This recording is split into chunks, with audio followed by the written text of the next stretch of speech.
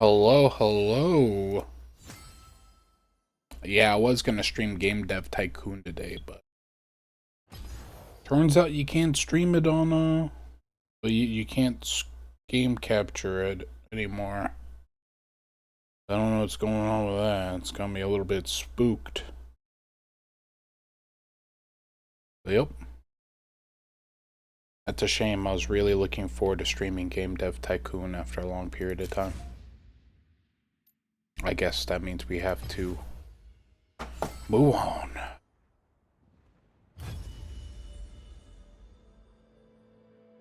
Maybe I go back to XCOM because I never beat XCOM.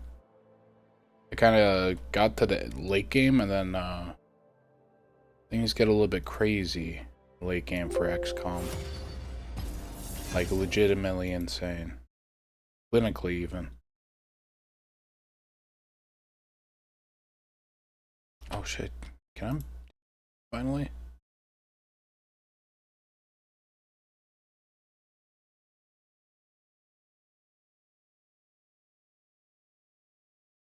Nope, I do not have access to email yet. One of these days.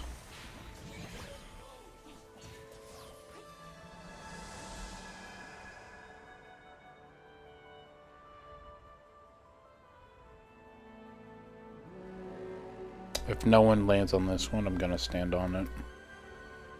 Because that means no one wants it.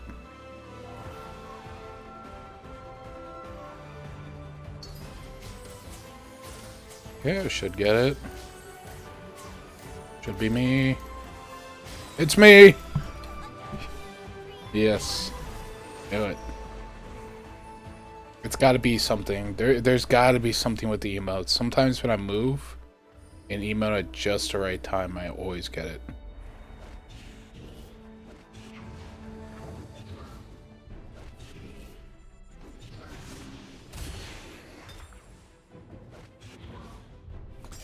I drop frames.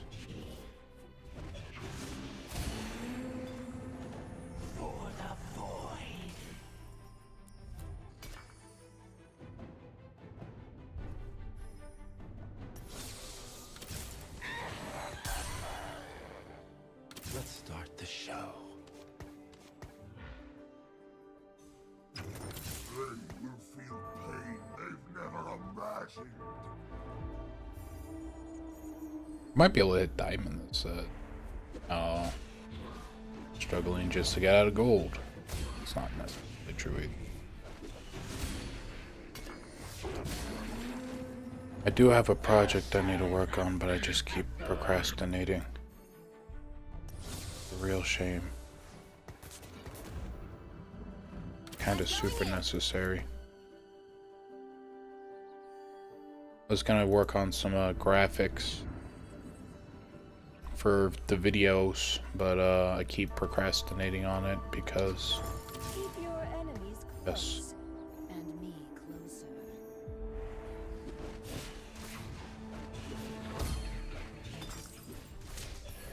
I have but one life to give for Ionia. I must make it count. For the void. Pick a card.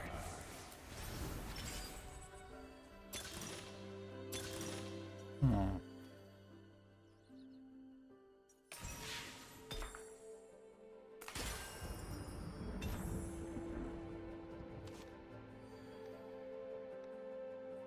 I don't think you can carry Cho'Gath.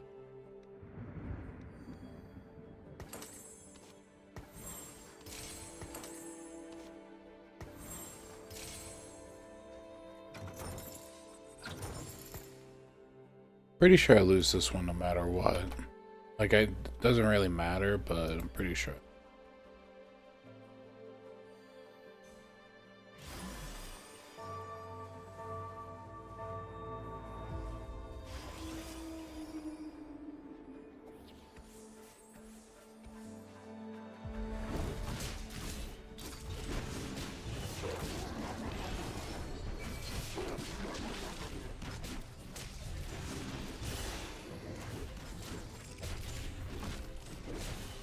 Please, Cho'Gath.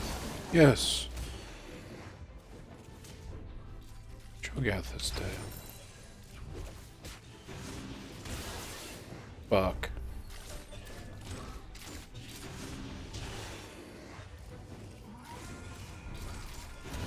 Fuck. That sucks.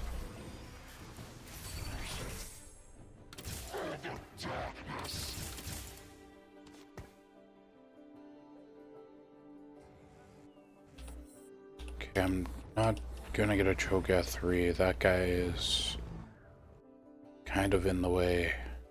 Really bad. It's fucking lame. That's so lame.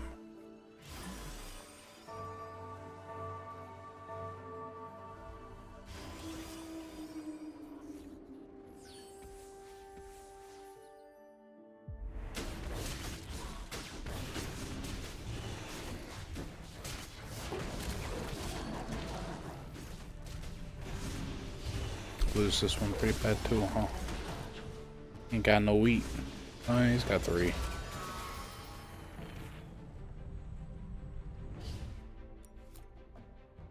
I guess the major issue is the fact that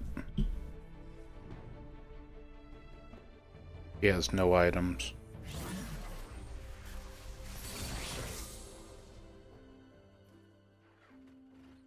This is very exciting.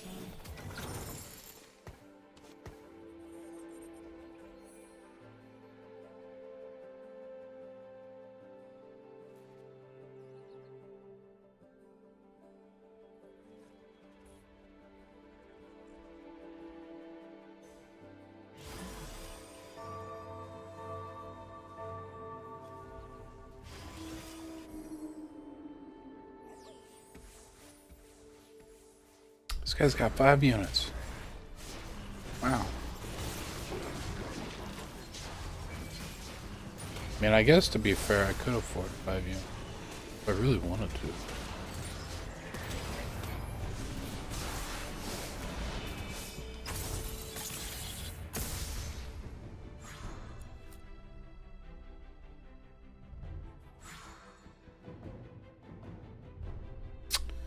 Pretty sure that's where the karma came from.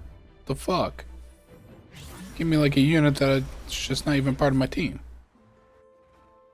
So lame.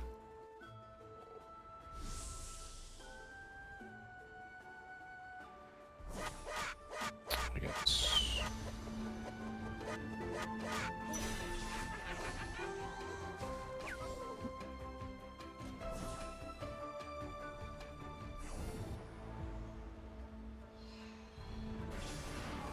Person's donkey rolling super early, hoping to win streak. One needs to destroy. As Ionia changes, What? Why? Okay, it's high tier champ. I was like, why am I getting this shit? It's fucking bullshit. Nope. It's not bullshit, it's regular shit.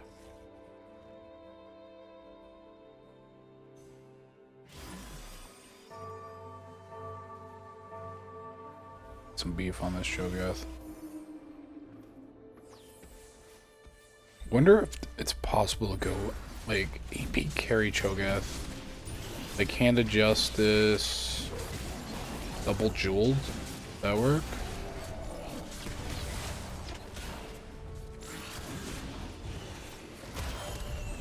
Apparently my team doesn't do damage. One Jin did the equivalent of like equivalent damage to my whole team. One Jin. Tester. Right to glory. This is only going to be very disappointing. I think there's a point in me going for Cho'Gath 3. Really don't. This is like a rush for 8 game.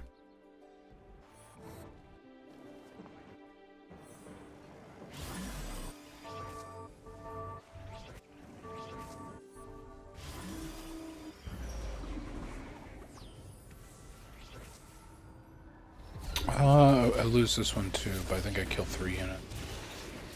Hope I win. Hey.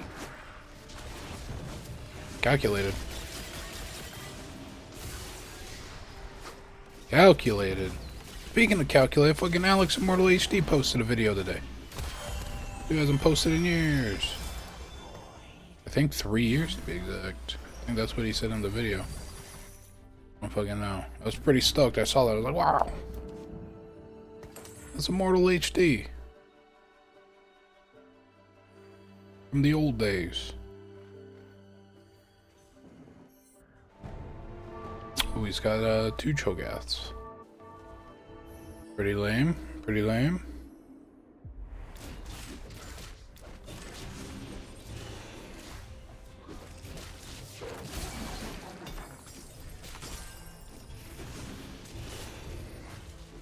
Where there is evil, I shall go.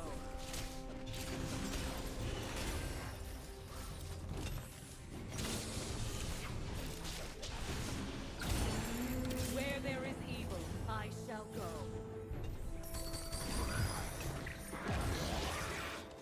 Nice.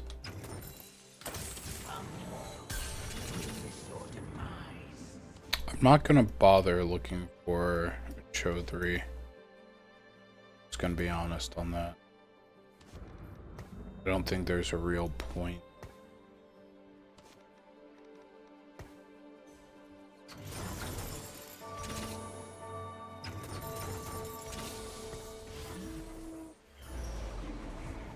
I think if I look for any frontline, I should be looking for Kassadin.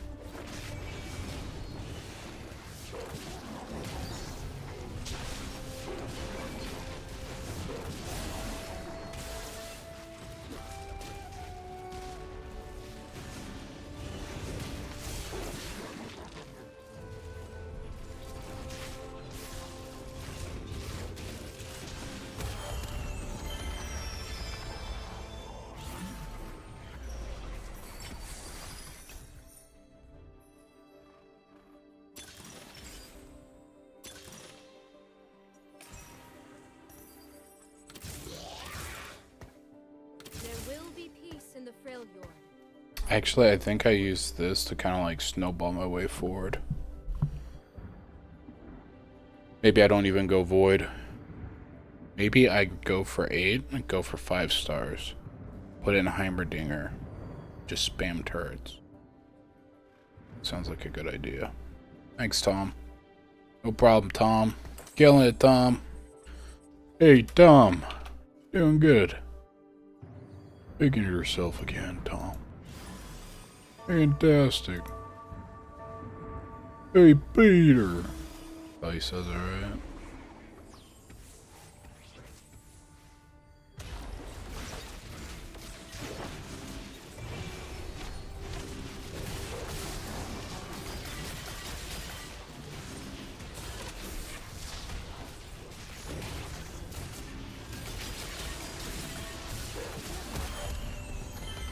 What's his health at? Plus 240. It's pretty good.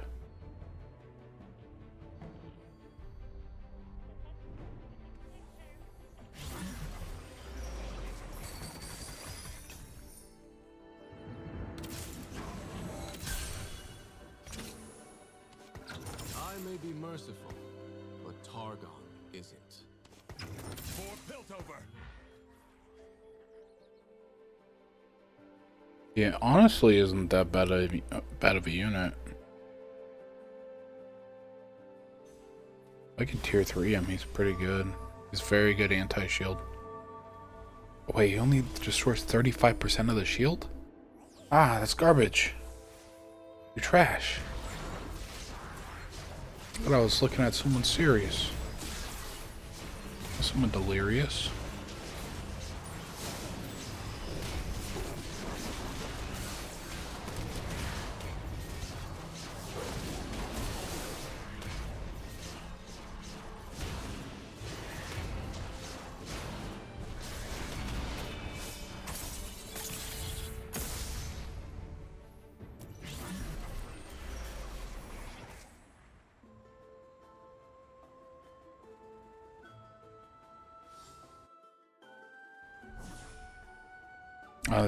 Honestly, I think Sejuani is the one I need to grab. Shit.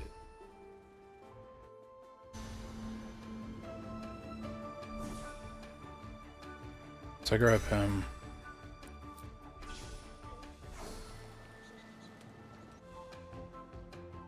I don't really need this spat, but I can re-roll him, so that's why. Shurima is where all I could re-roll him too. Fantastic. Can do this. I think that's the right move, because if I get a Kaisa, I might be able to 3-star her just strictly based on one comp. Plus I might get Sejuani's over here. I could use Sejuani as my main tank.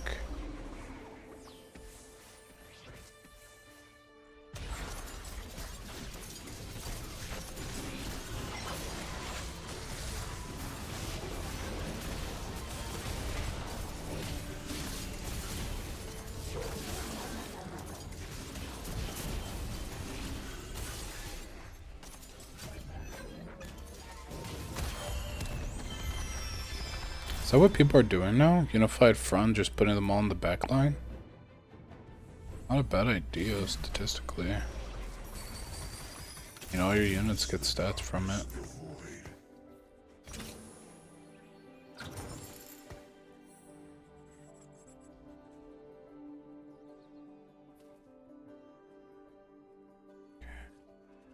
But I don't really have enough to put in.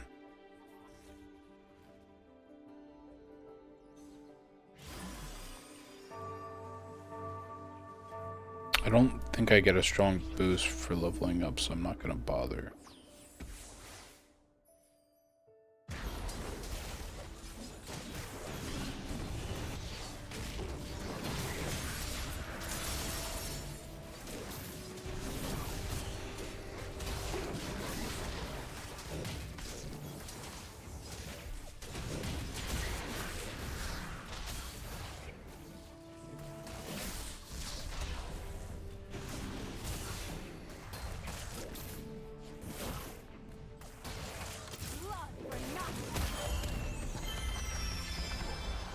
Oh, I forgot I was going against a Noxus guy.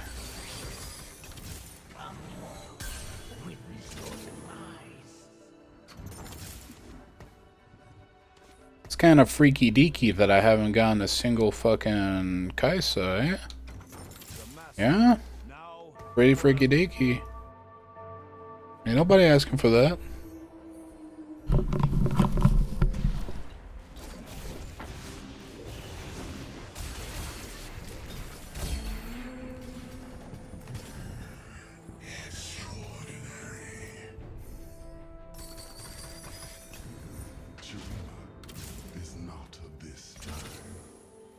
Statistical anomaly. How haven't I gotten a fucking person yet? Not even one. I should roll 8, honestly. Just roll 8, buy a Heimerdinger. Time.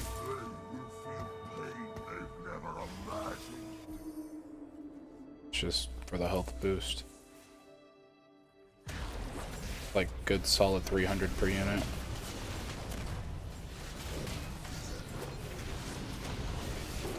If I can get a 3-star Malzahar, I think I'd just keep him in, honestly. Not doing bad. Got murdered. But he wasn't doing bad.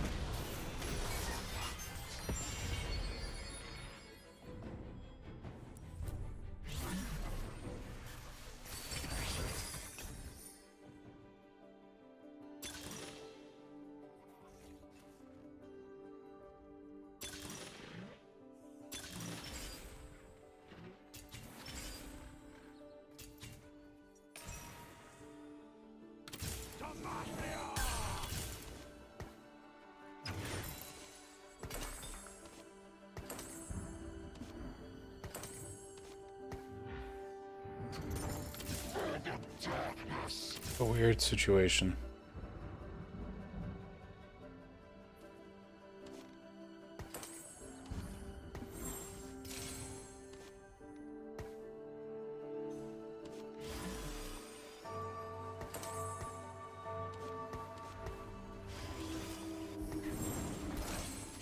Well, I might be able to get a Kai'Sa 3 for all I know. I think that's what I gotta bank on. Kai'Sa's pretty strong when she's 3-starred, y'all.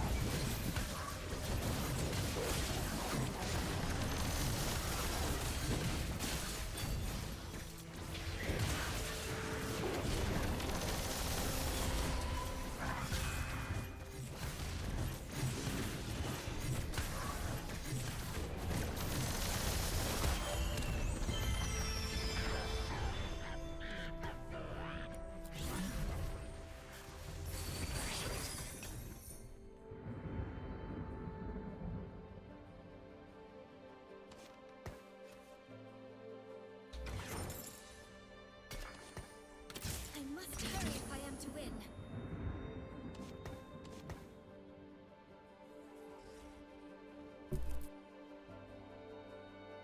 Yeah, put this on him.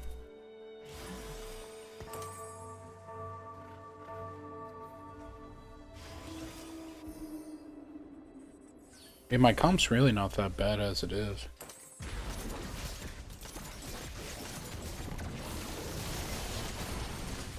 Yeah, roll at 8 for Belveth, because I could also roll for Kai'Sas and tier 4s.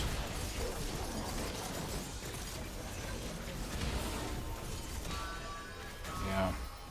And that's the money fight right there. That's the money move. But I could also roll for a Kassadin at 8. Oh, there's a Belveth. I ain't gonna get it, but you know what? Or that I do. Okay. People just wanted a beard.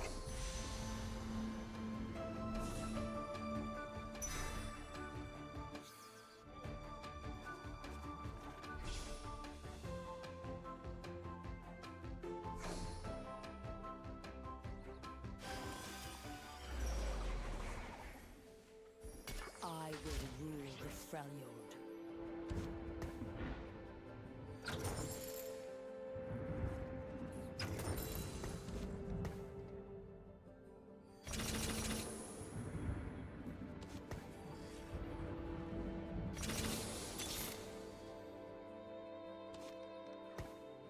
Just looking for a road home.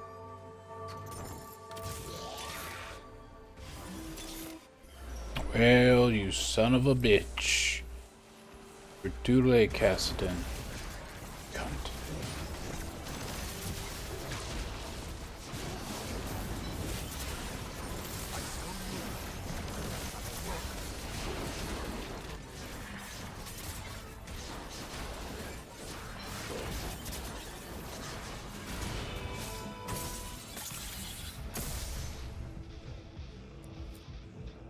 Probably gonna lose this. Pretty sure it's guaranteed.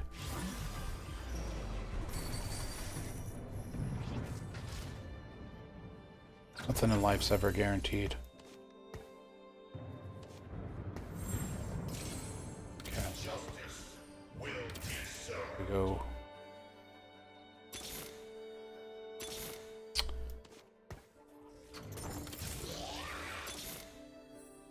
I will rule the Freljord. I won't be denied. We should have left home years ago. I am Storm's reckoning.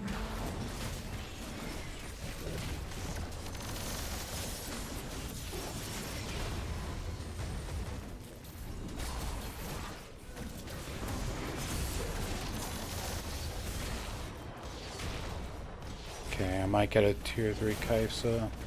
That'd be pretty lit.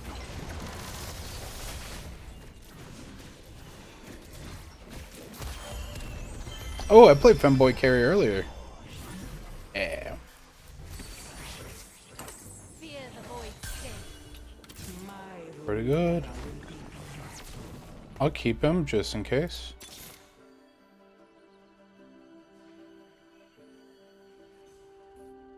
Never needed him anyways.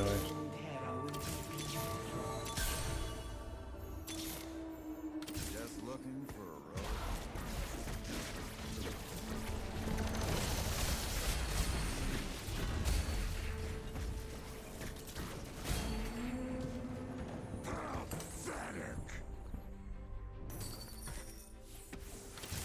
volunteers to charge blindly into a storm of souls? God's with me every fight. This time's no different.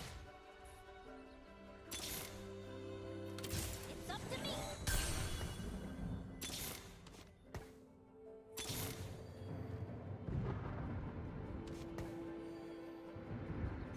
Who knows? Maybe I get it this time, yeah?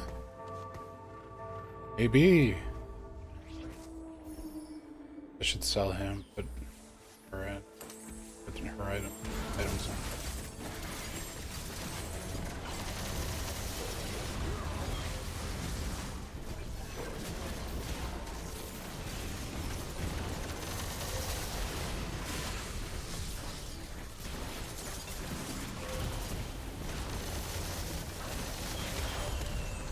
Fuck.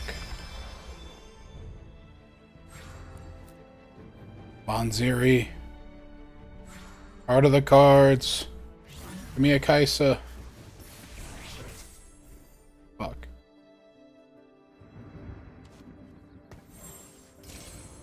Okay. Go ahead and do this.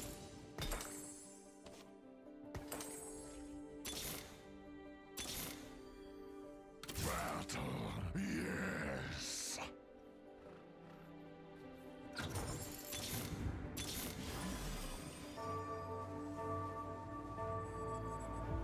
I could only pray.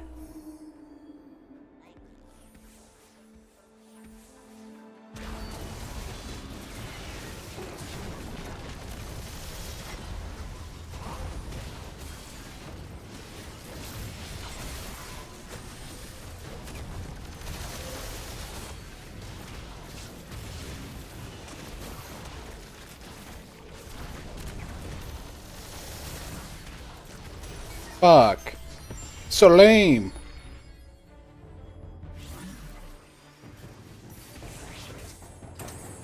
Holy shit.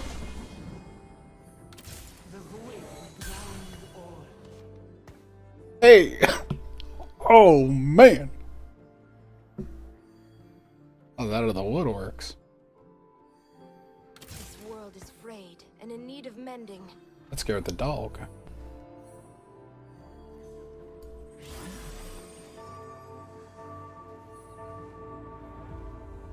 Watch. I'm still gonna lose. It'll be fantastic.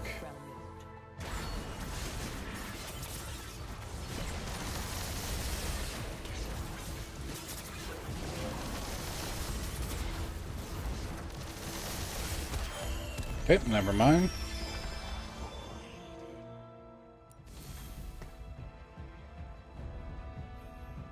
Hopefully I can get a void.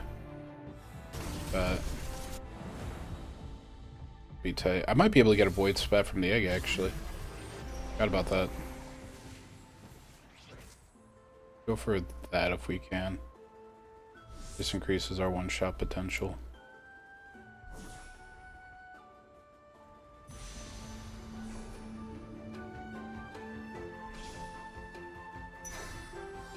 Could have taken Scion as well.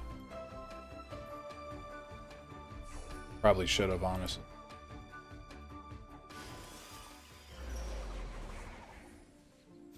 If I sound rude, it's because I've got a world to save.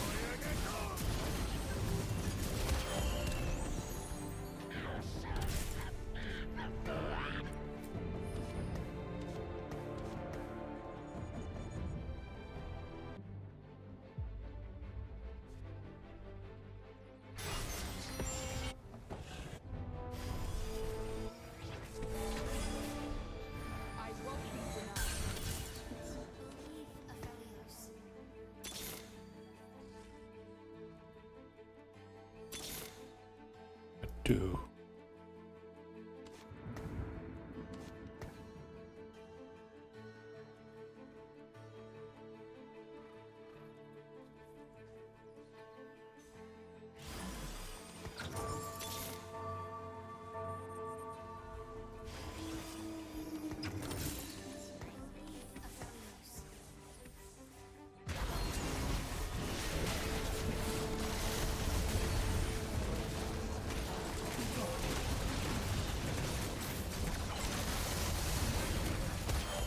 Nice. How come my Rise is summoning a Philios out of everyone? You know what? I look for Heimerdinger. Replace him. I can start printing money too. Then I need to start holding Gwen's.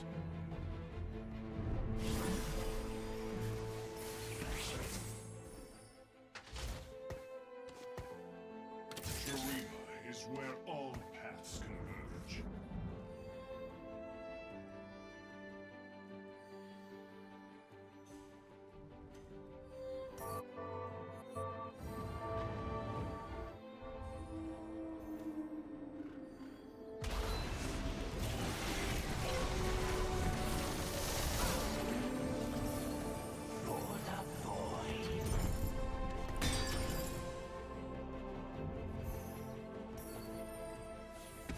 For great science! Wow, what are the odds?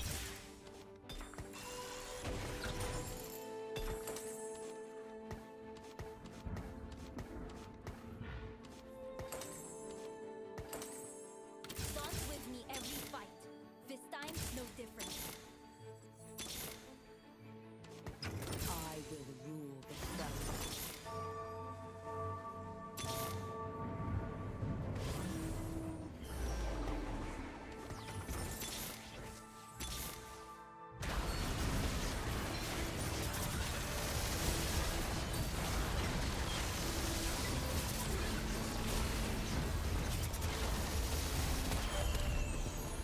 Sweet.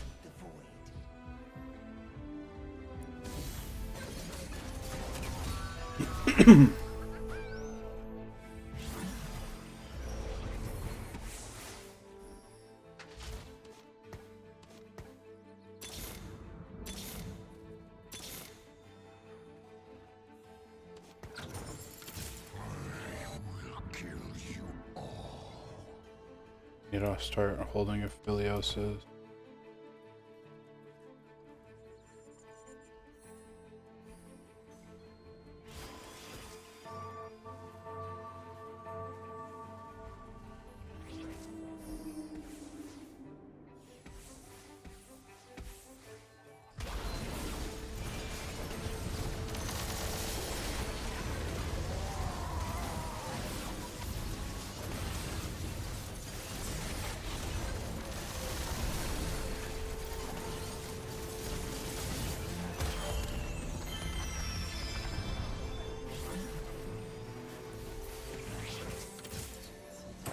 Hey!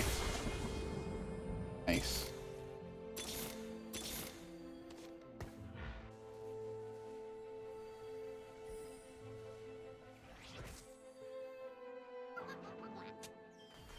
Victory.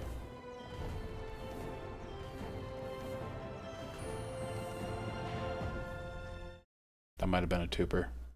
That might have been a tuber. Only a 30-minute game.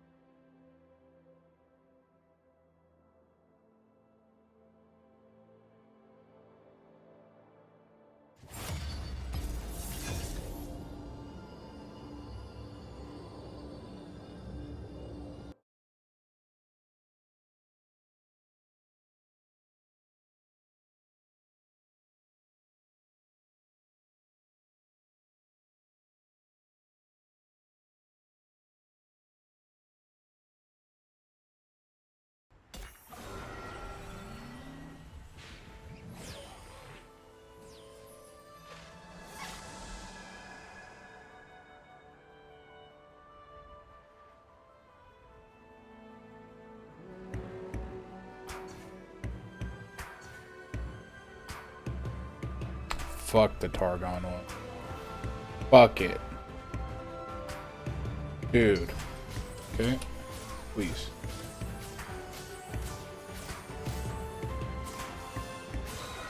Fuck! Ah! I hate the Targon one. So lame. Ugh. I'm gonna throw up. Ugh.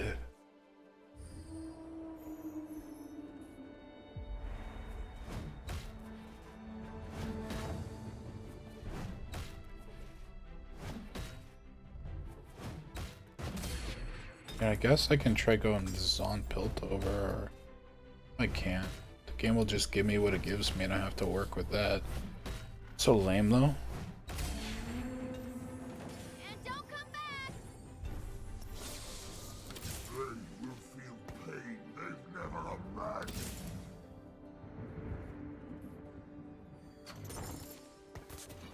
For the darkness.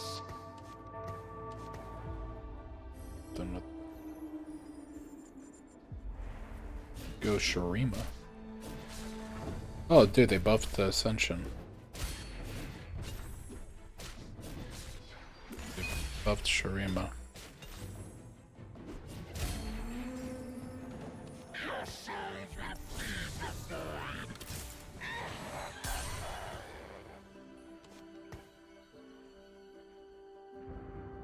Guess we're fighting.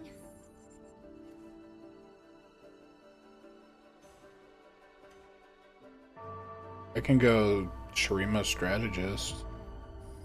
Use Bruisers as a front line until I get a better front lines.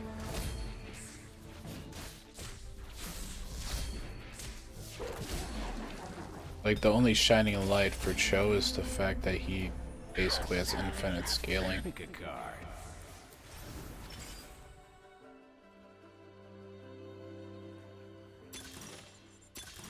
It's got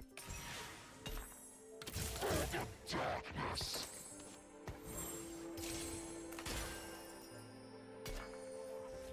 Excuse me. Oh, it's 2-5.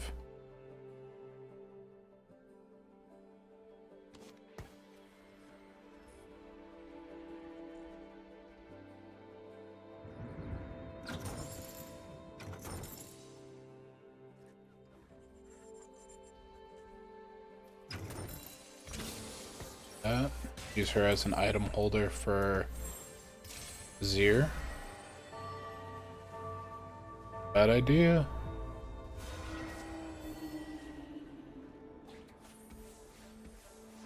He would probably be frontline than Cho.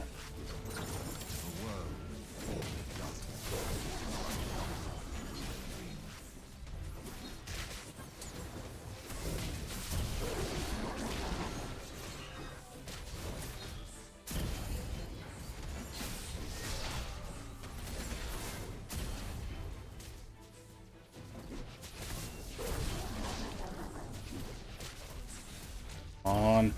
You do it. Karma. Oh. That guy's so strong.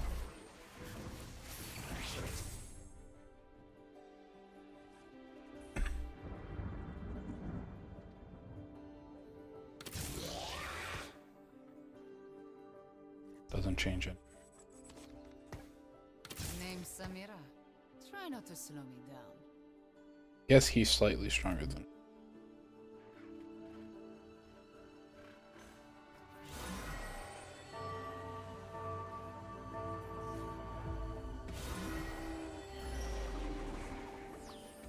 Hope he's going Shurima too.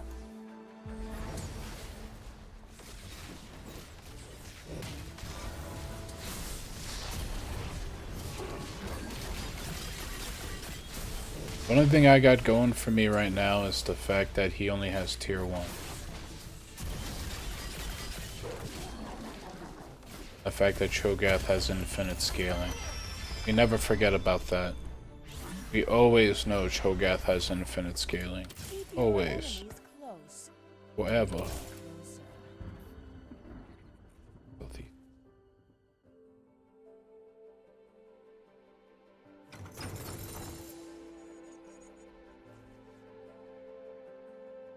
I'll sell him for now. Do this. Got 2 front lines. This might be another Void game for all I know.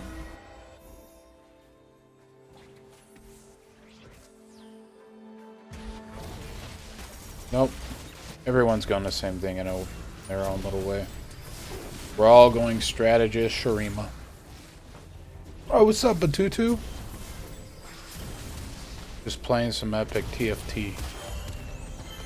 Trying to strategize with this annoying ass teleportation thing.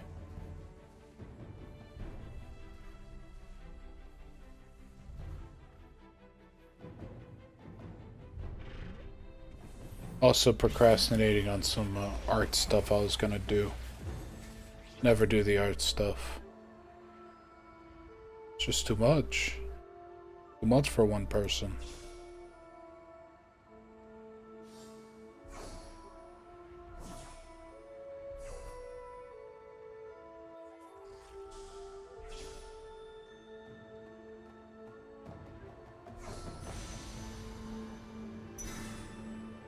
There's only so much one man can trace.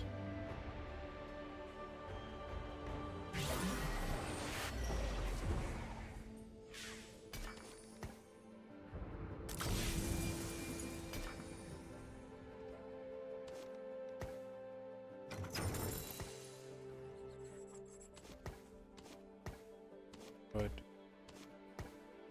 I was gonna stream Game Dev Tycoon, but apparently something called Electron and game capture on that.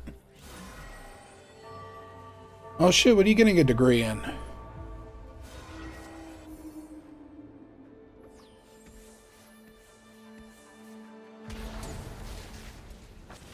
You know, at one point I was gonna go to school for animation.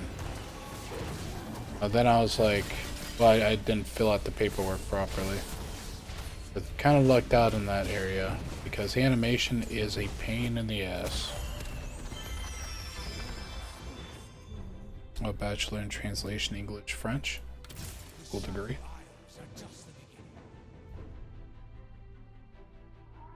Always thought it would be cool to learn another. Tried it with Korean. Pretty hard.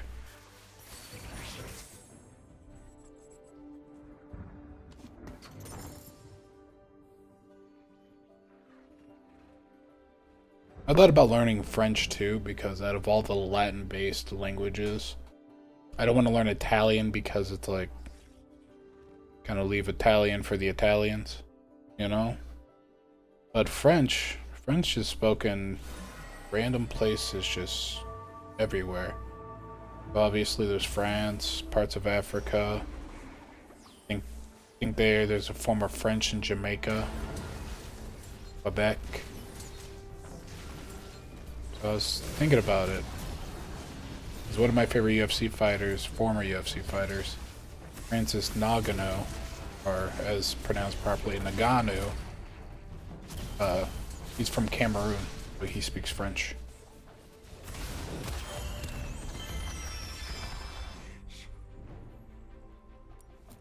It's cool though.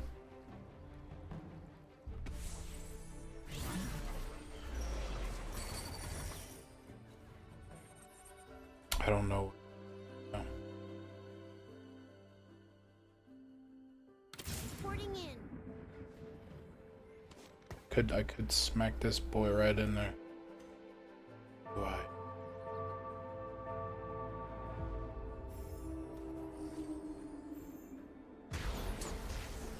Oh shit, you're from Quebec. I think you've mentioned that before, actually, or at least the Canadian part.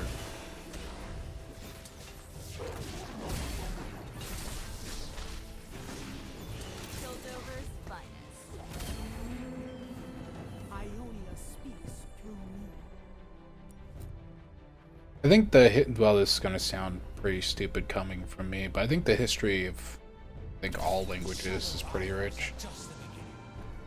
Pretty sure they should be able to do, they probably already do stuff like that, is what I'm thinking. But I'm pretty sure they should be able to trace, like, the origin of each specific group of people based on, you know, the language being spoken. Now, I'm sure they already do something like that, but there's got to be a way to trace lineage and the origin of all human populations through language. The only problem is we got some extinct languages that, obviously, since it's extinct, you can't really trace through it. But we have, like, some idea of what the languages sounded like or how they're written or read. So, might be possible.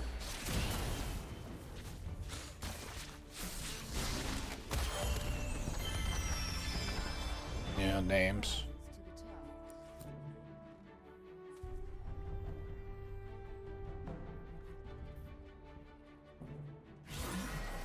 Pretty sure this is where like AI should be utilized more, or at least more publicly utilized.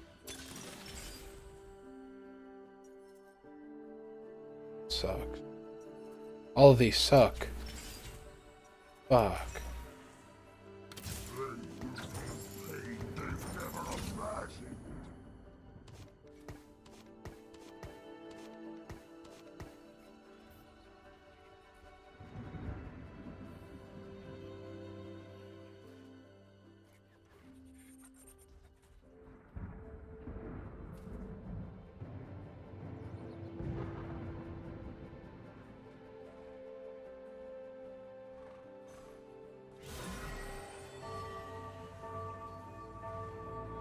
Wait, middle names were so people couldn't, fairies couldn't steal the first names?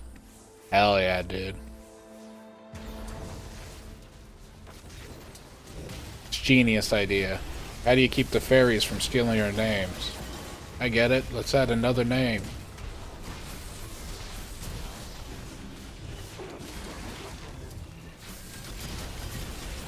That's even goofier whenever you look at like Latin names, like more specifically I'm assuming from Mexico based on people I know. But the amount of last names some of them have is pretty insane. And middle names, dude. They just throw on extra middle names. Like they couldn't decide, so they just picked them all. Sure, that's how you're supposed to be doing it, Chief, but you know what? Legal.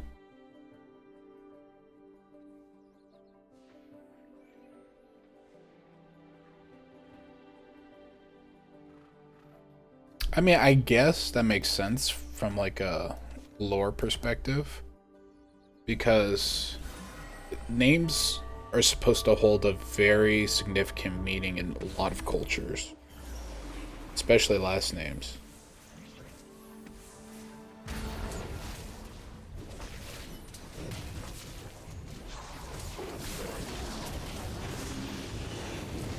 Yeah, I guess it's all fun and games until someone pulls out a middle name. She gets fucking real quick.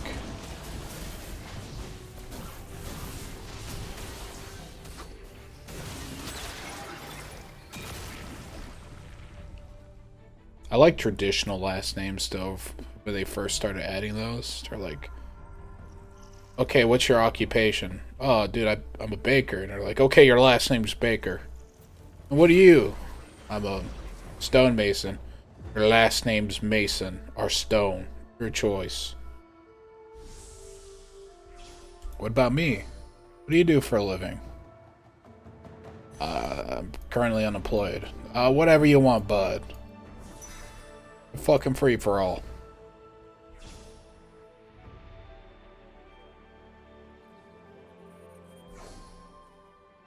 I know a person, the last name like Buzzsaw.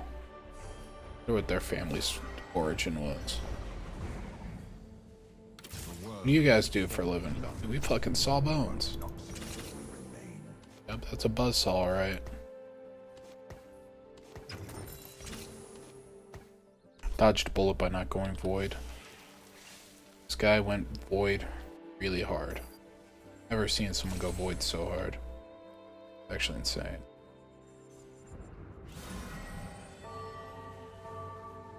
Translator. Oh, you must be from the translator family. Makes sense.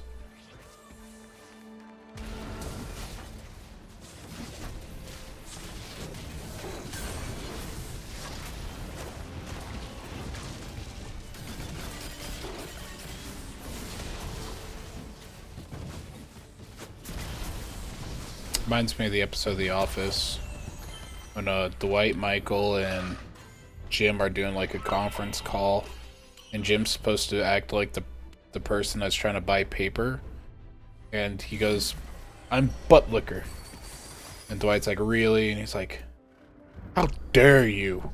My family built this country." Michael got on to fucking Dwight. That's what that reminds me of.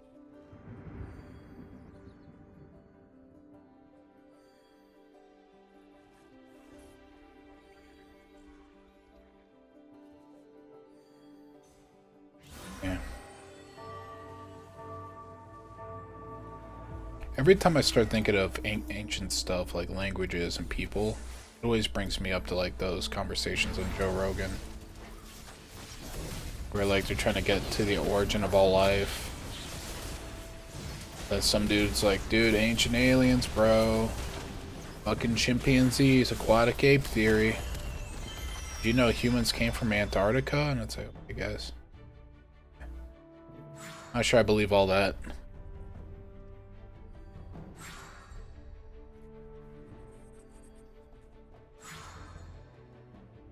The Office is weird because The Office has some parts that are like really good writing, but it definitely has the first season's super cringe, lack of a better word for it. First season is really cringe. Then it doesn't really get better except for at moment.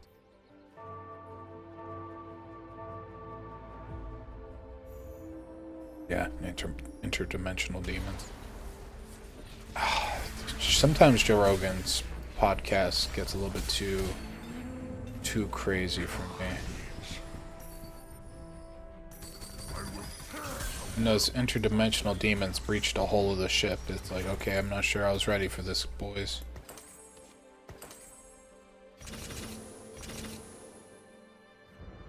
Shit might be a little bit too spicy for my taste.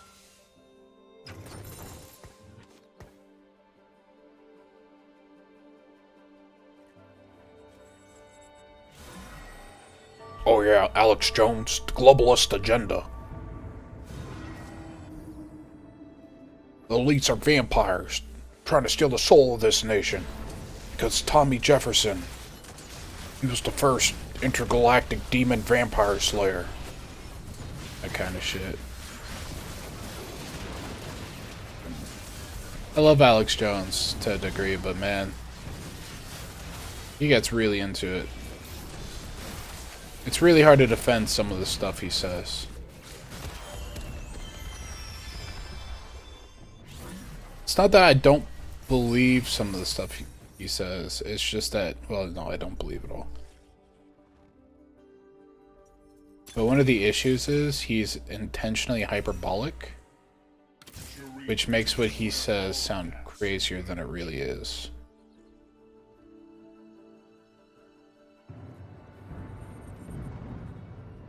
Yeah. I don't think Alex Jones is this satanic devil worshiper they make him out to be, though. Like, they really want you to believe he is, and it's like, nah, he's just some weird ass dude, man.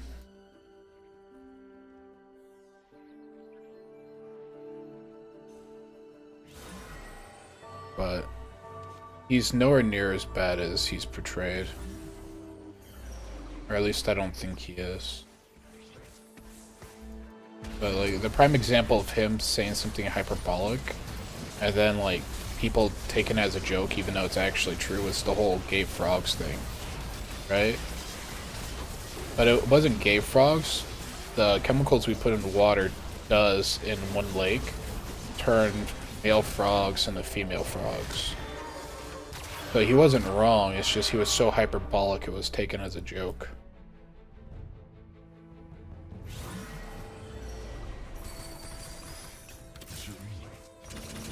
He's just a bone broth salesman. He's very dedicated to his craft. But yeah, so it's like he gets worse press than he actually deserves in my opinion, but you know, you can't control the way people treat things. Everything's so volatile nowadays with like the way everyone treats everyone and shit.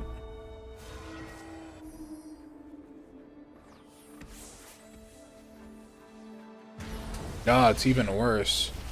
So basically for the frogs that are introduced to the hormone in this like waste dumping site, the hormones cause their bodies to go from producing male eggs to basically producing female eggs. Therefore, it's kind of like the shit that's in the water is doing like forced sex change on frogs. Which is pretty freaky deaky if you ask me. But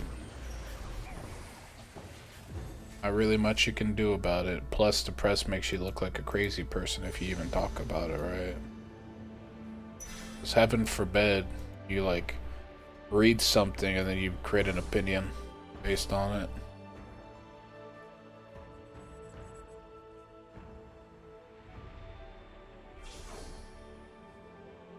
Like, we're gonna find out all those Tasmanian devils in Australia that got mouth cancer that scientists couldn't explain. You're just gonna find out they were introduced to a chemical in the food. Like, wow, who could have ever guessed? Not me.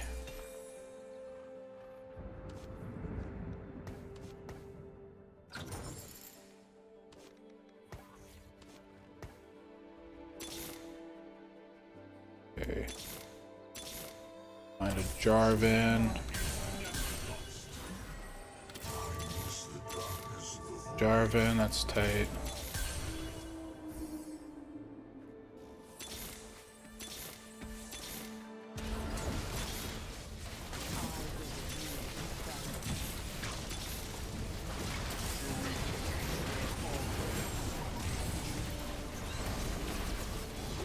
Yeah, I'm gonna get my ass pounded right here. I can feel it.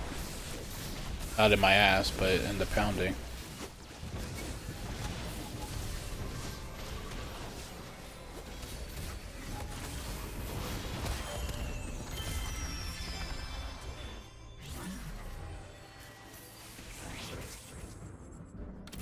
Oh yeah, the good old lab leak.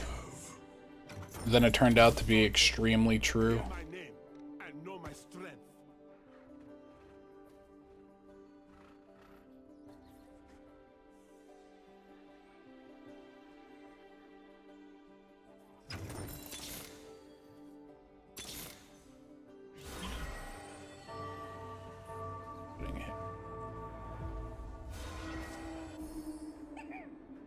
No, I'm not putting him in.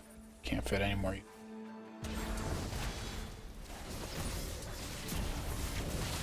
Yeah, dude, that's fucking sick though. Like, I understand. Like, a part of me strong. Like, I'm a very distrusting person, so conspiracy theories really do like hit a good spot in my soul. But I really love it when these people that are like, we're not evil guys, and then they pick the logo for an evil company. It's like, man, dude, you guys are just wild. You guys are just over here dropping foreshadowing for the hell of it.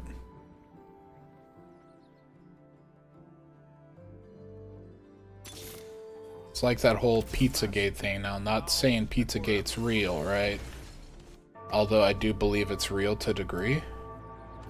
But during that whole Pizzagate thing, that fucking shop that people were convinced was like a front for Pizzagate, like, they found like a whole street was just filled with stores that were using the pedophile insignias, which is pretty wild. But yeah, it's like, how do you explain that, guys? How do you explain?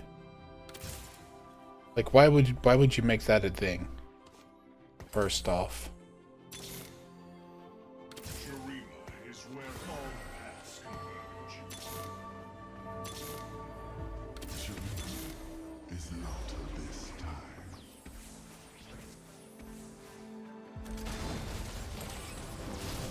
time. Like, who the fuck was the one that decided, you know what? We're making this our pedophile insignia, boys. Now I'll teach them. Why?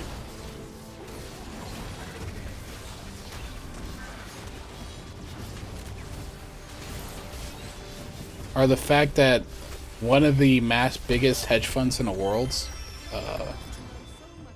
one of the biggest hedge funds in the world, who also illegally operates as a market maker, every single like third party, what's it called? They have like third party. Wait, that's the wrong one. Fuck. What are they called? I don't remember. I got boomer brain, even though I'm not a boomer. Hard to explain.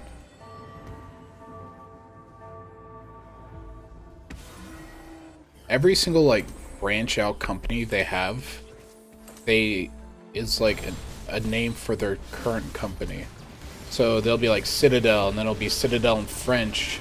This one's an anagram for Citadel, and this one's Spanish for Citadel.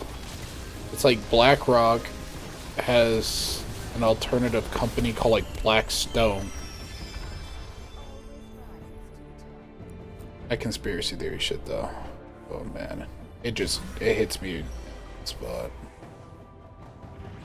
But that's also because either I'm slightly crazy or there is shit going on in the world where people are just very upfront about what they're doing and they just don't give a fuck. The ways.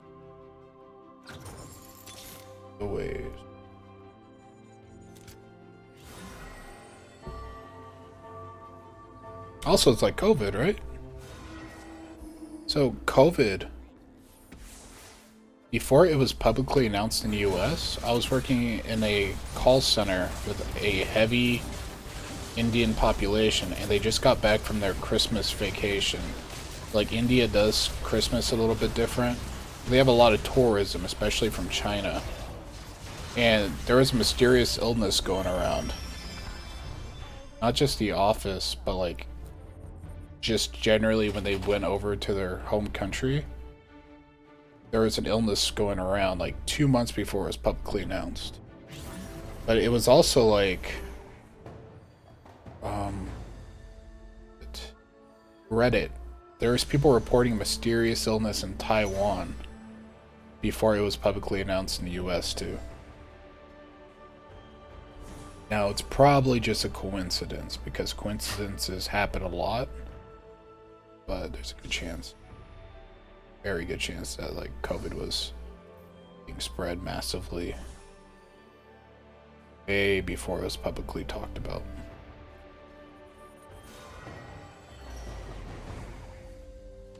The master, now and forever.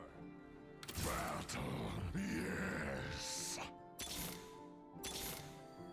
Actually, I need it.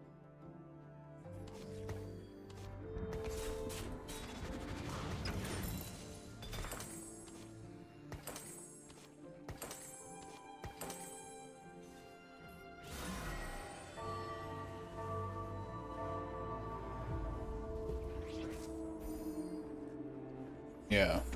Now, it was way more widespread than it was being talked about. It was being reported months ahead of time in Taiwan. Like, there's all these Taiwanese doctors reporting it. There was, like, people whistleblowing about it, and then they would just disappear. But that's just coincidences. That shit doesn't happen in real life. People don't just disappear once they come out with information. Especially not in the US. Now, I'm not gonna say who it is because of how like spooky it gets, but there's an actor where every single time someone talked about the fact that he had connections in weird ways to certain people and that he has accusations that got settled out of court. The dude that was talking about it was committed suicide but killed himself by like throwing himself off a highway Right after doing a video where he had to explain how he's crazy and gonna commit suicide. You can hear someone like yelling at him in the background. Yeah, there's the doctor.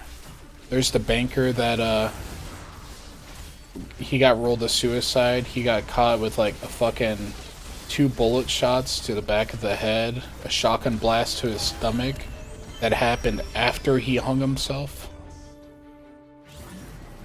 Because I think the best time to shoot your guts out is right after you hang yourself. You don't do it before, because you won't have enough strength to actually hang yourself. Because this is modern America, not medieval Europe. Hanging yourself is quite difficult.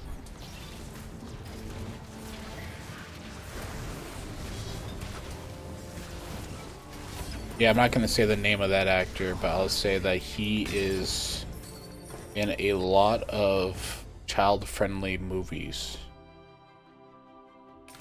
Being this super child-friendly actor. It's almost scary how child-friendly he is. It's almost like he's not actually child-friendly. Or he's a different kind of friendly.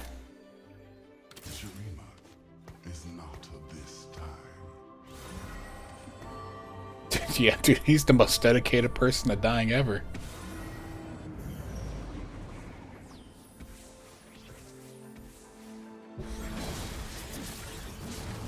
Okay, yeah, you know who it is. It's Tom Tanks. You know? The most famous of the Thomas Tank Engines.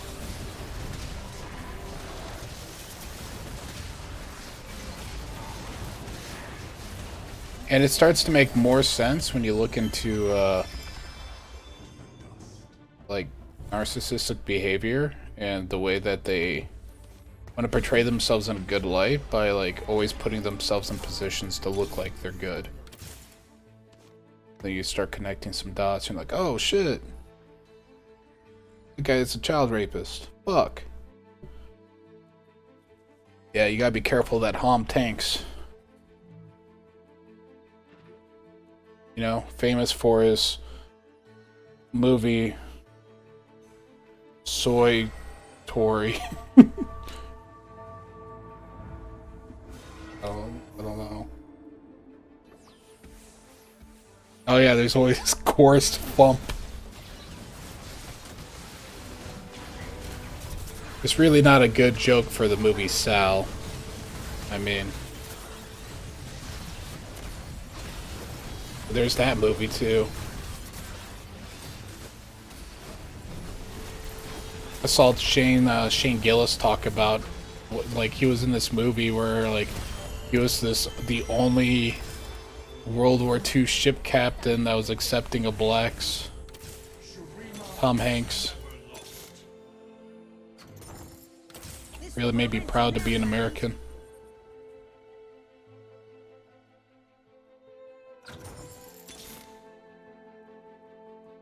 Yeah, because at least I know I'm free.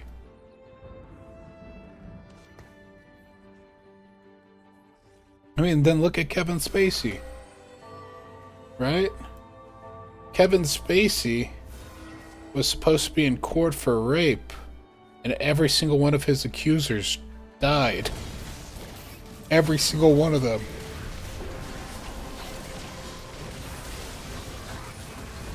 There's coincidences, and then there's every accuser dying.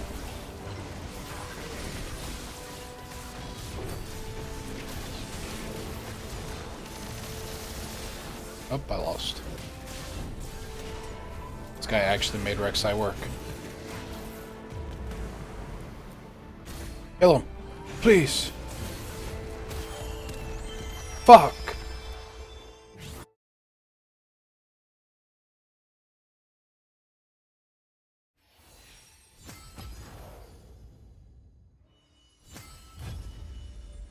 Yeah, sometimes court gets me stressed out and I wake up with a bullet in the back of my brain.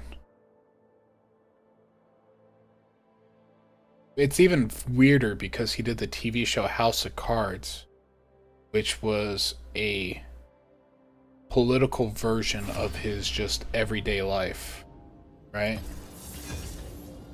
And then after he got, I think he got acquitted because none of his accusers showed up to court for some reason.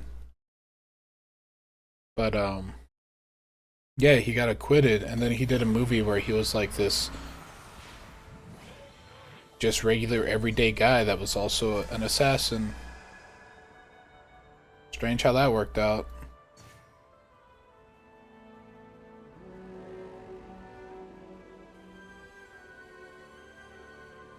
I think Ricky Gervais, he did it best though, where he basically just outed all of Hollywood, right?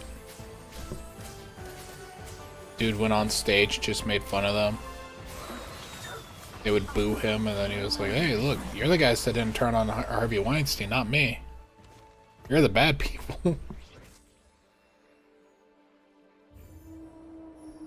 Oh yeah, Hom Tanks was in there. He's doing a disgusted face.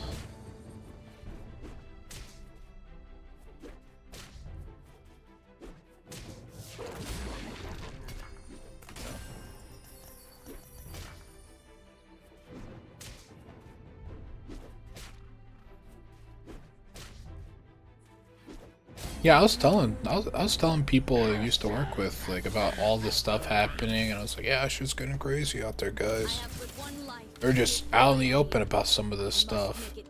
And then he was like, why would they do that? You're making it sound like people would do bad things if they knew they could get away with it. Okay, bud. Okay. And then all that stuff got leaked. Shout out to good old HC and Anthony Weiner.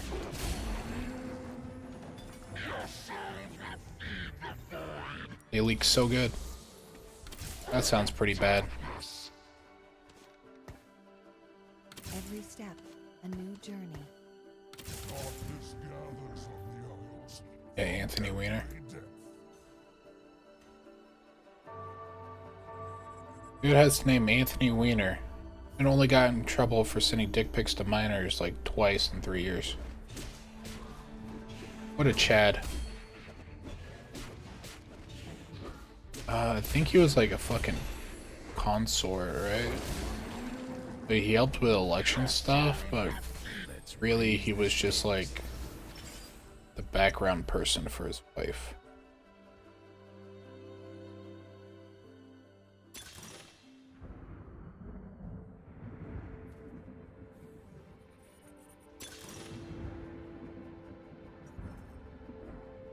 That's such a cool.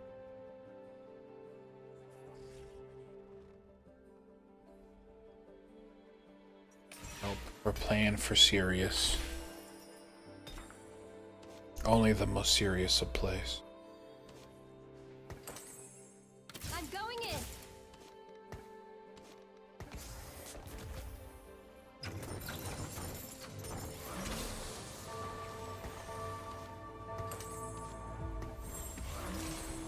Where there is evil, I shall go. Michael Moorcock. Killer name, dude. I don't know who that is, but if he's not a porn star, dude really missed his calling.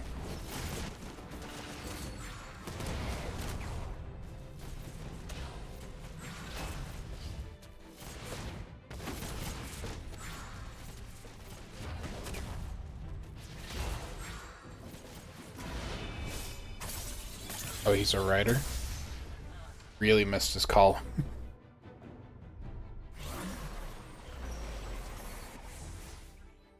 There's a saying, never fight Ionians on their home soil.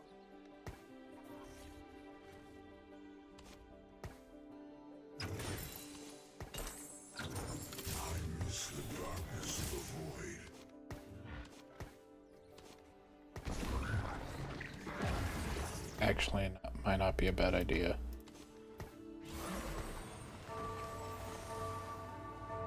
Tarzan? Yeah. Then there's Tarzan. Never forget Tarzan. Disney kind of went off And went a little bit crazy there for a little bit, huh? Do you think they're gonna do another live action Tarzan because they forgot the last one?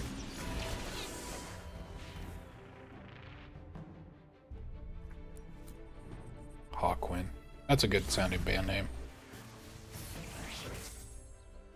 It just teeters on the edge of being edgy, but also not edgy at the same time somehow.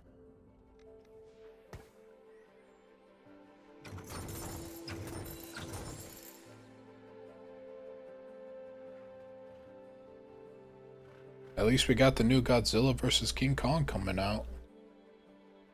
That's gonna be sick.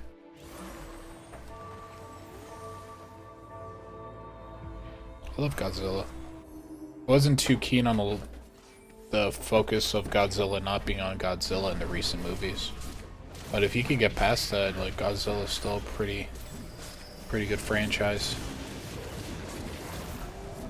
Also, I'm not entirely sure why Hollywood got obsessed with Millie Bobby Brown out of nowhere.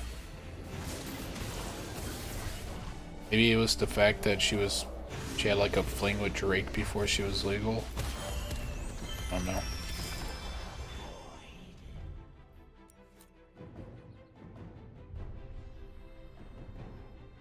No, so the last Tarzan, I don't know his name, but it's like, I think it's some Swedish actor. Got really fucking buff for the role. Something about chicken and broccoli, being a clean athlete, never taking steroids ever in his life. Someone died. That was intense. Real plot twist. Had nothing to do with getting fit.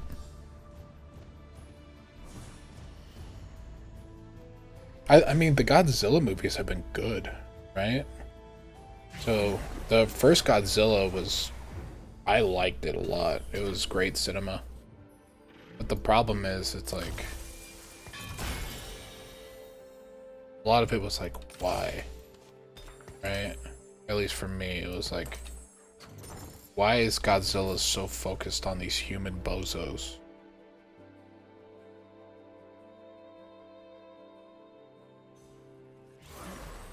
And then Godzilla King of the Monsters, that was pretty good. Still not sure why it focused so heavily on the... well, I think Godzilla King of the Monsters focused less on the humans than the first and third movie. Godzilla vs. King Kong. That one was like super focused on Bobby Millie Brown or whatever her name is. Really confusing name, she should just get it changed. Name is something super easy to remember, like Sam, Rick.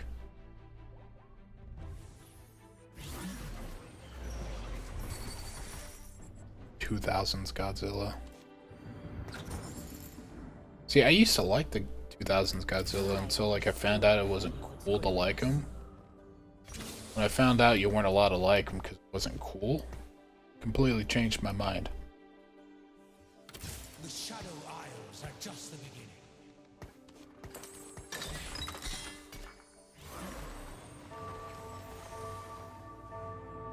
Yeah, it wasn't until people were like, "you're not allowed to like it," and I was just immediately like, yup, never liked it in the first place. Zilla? Child please.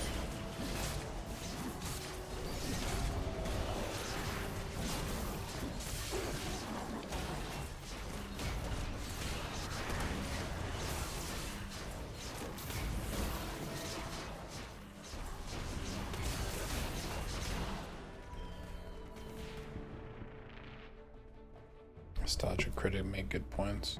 I've never watched that. I've seen a little bit of Nostalgia Critic here and there. Never seen the Godzilla videos if he had them.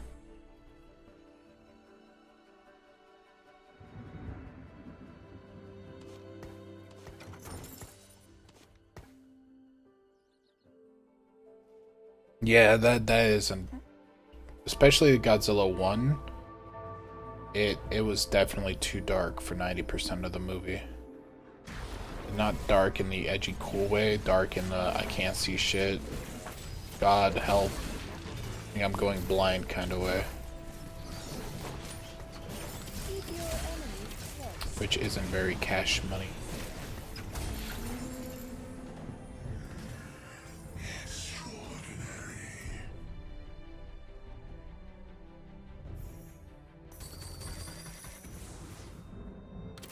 It worked out in some scenes though, right?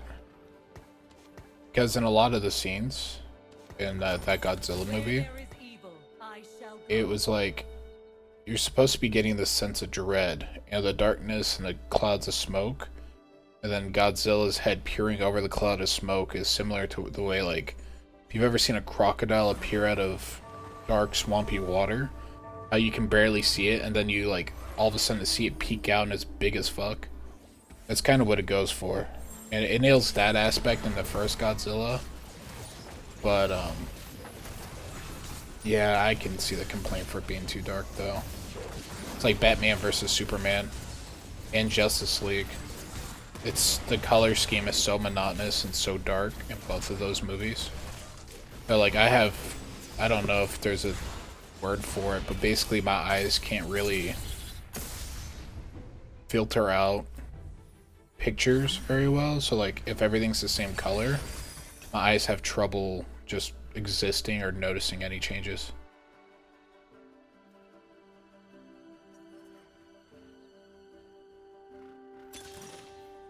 Yeah, Pandora's. Cool.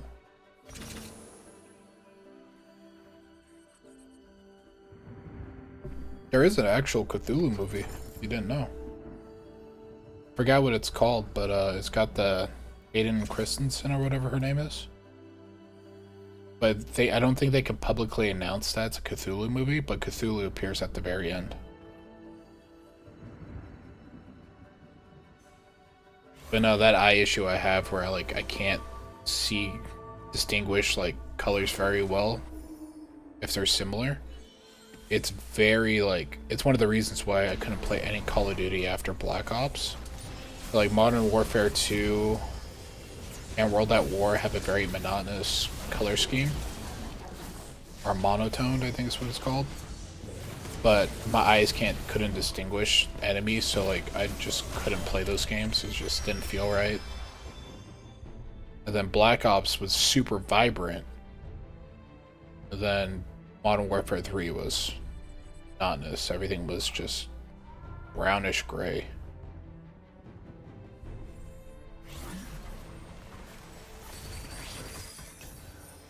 Yeah, Black Ops 1 was bomb as fuck. But even better, I could actually play it because my eyes worked. I have but one Fantastic. life to give for Ionia. I must make it count.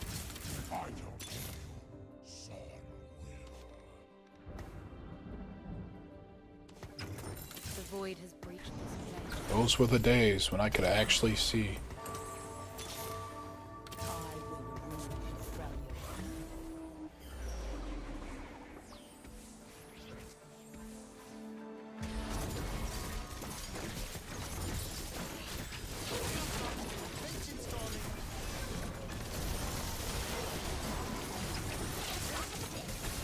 Yeah, I'm playing terrible this match. Like, I'm like half paying attention, but like 100% paying attention. I'm just looking for an excuse.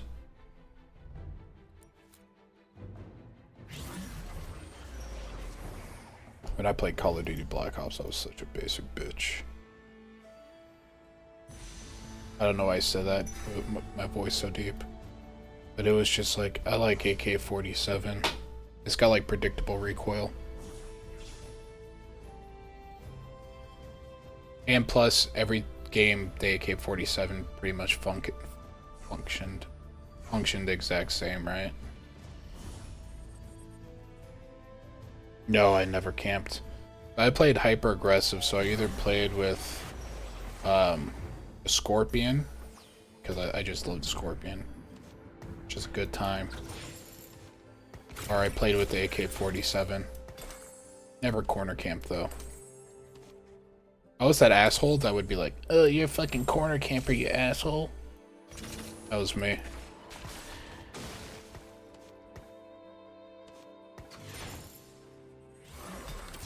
Really weird though, because I was a full-grown man saying that. It's a lie. Can you imagine being a full-grown man raging at little kids?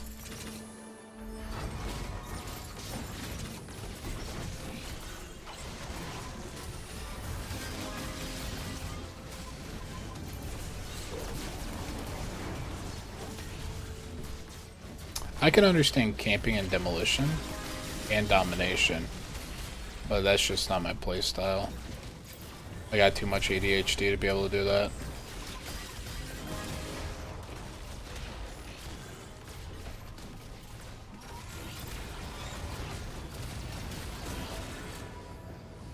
Born too late to be a zoomer. Born too early. And a zoomer is an excuse for my ADHD. Shame.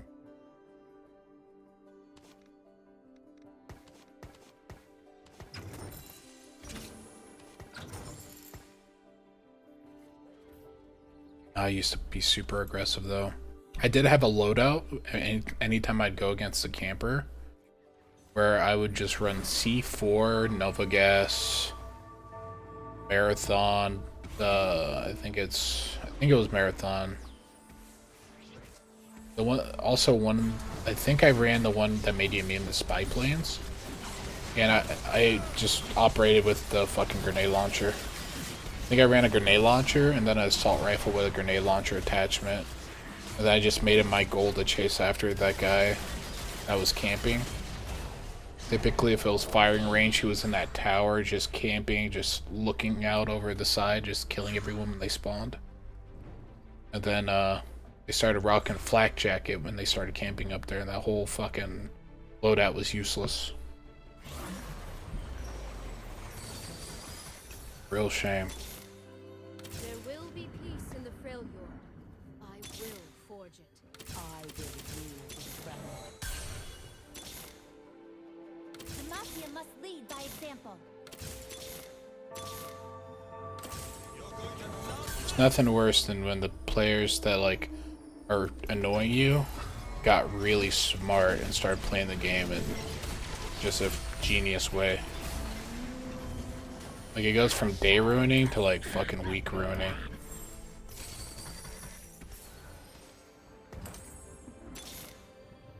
Let's start the show.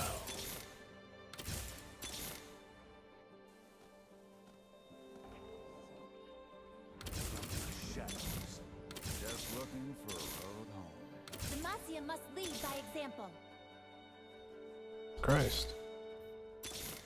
Here we go.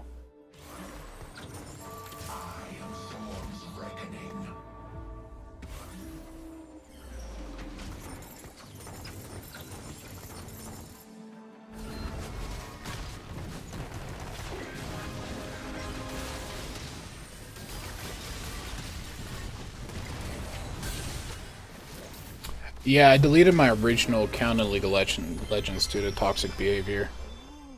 Basically, I got flamed every single time I played a game for like a year. And I was like, you know what?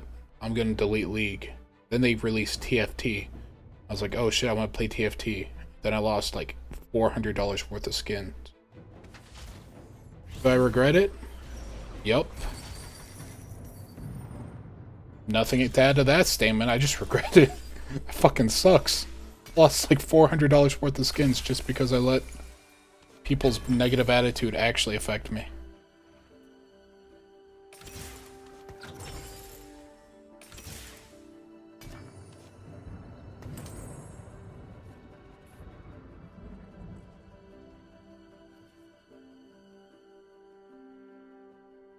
Yeah, I don't really feel too bad about it though. I mean, yeah, it sucks, but you can't really change the way you feel.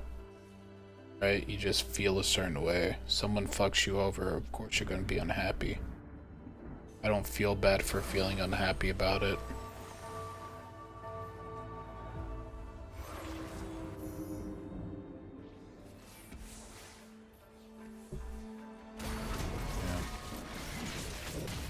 There's really no real punishment for negative behavior in this game either. It says that guy with the name chokes on dicks.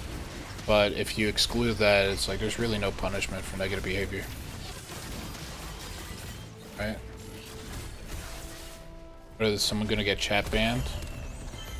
Oh no, they're gonna use their alternative account because for some reason this guy that called me a no-life has 20 accounts.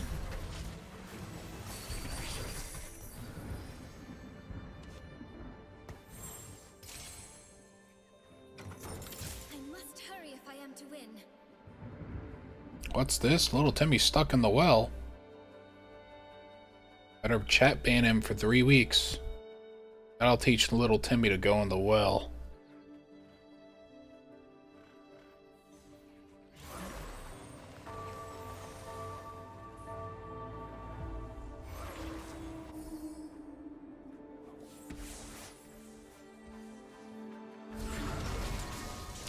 One time I got like 4 times reported by my team because my team was flaming someone, and then I was, hey guys, you might stop flaming him? That'd be pretty cash money of you. Then they're like, what, is he your boyfriend or something? It's like, nope, don't even know the guy. Just please stop cyberbullying. And then they somehow convinced the other team I was the toxic one. And I got like reported by my team and then some of the other team. Dude. The fuck? What did I do? I don't think I'm a good man, but I don't deserve to be, like, reported.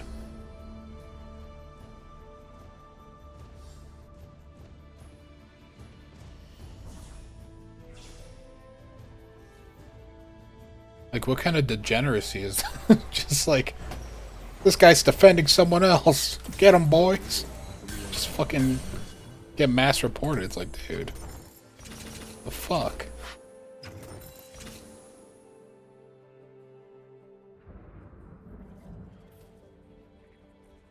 Yeah. It's like, I didn't even know the guy. It's just some stranger. Just like, hey guys, can you stop bullying this guy?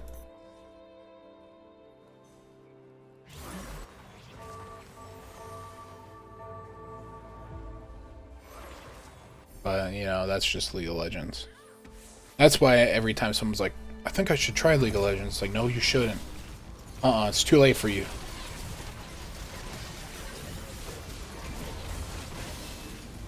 Only play League of Legends if you want to be hurt.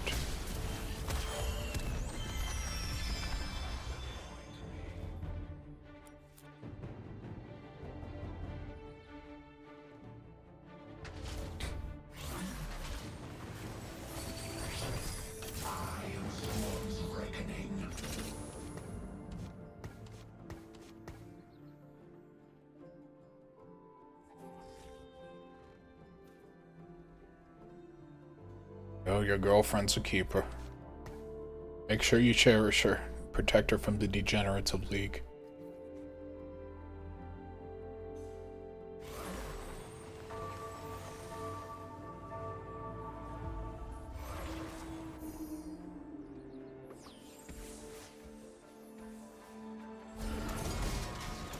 Oh yeah? Did you serve? Or is it like a metaphorical war, not a literal? Either way, it's power to you.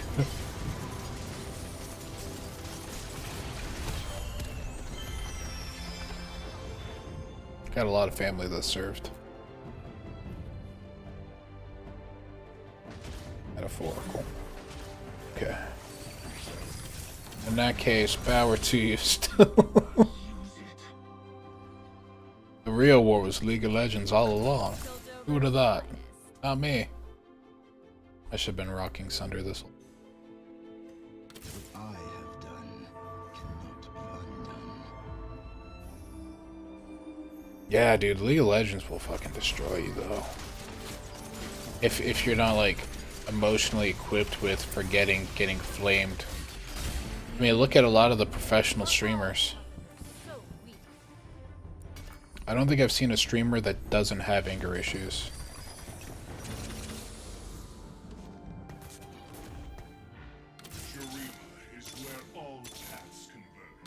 The void has breached this place. Let's start the show. For great science.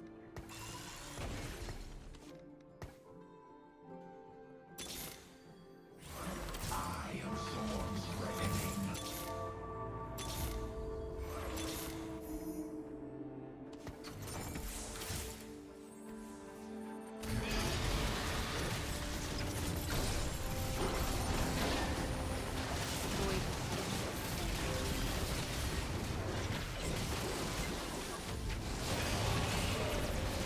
That's not good.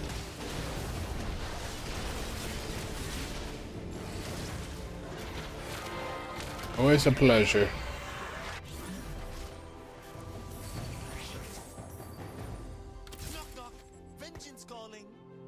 I think one of my favorite things to watch is Tyler 1 lose his mind. Tyler 1 streams a lot of League of Legends, right? And dude, sometimes you could tell it's just like, yeah, he's losing, man. Like literally. Not even metaphorically, he's literally losing his mind right now.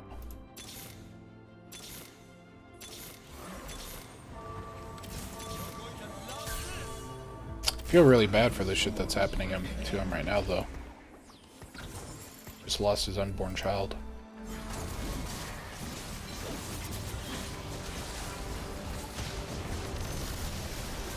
Oh yeah, fucking Tarzan, dude. That guy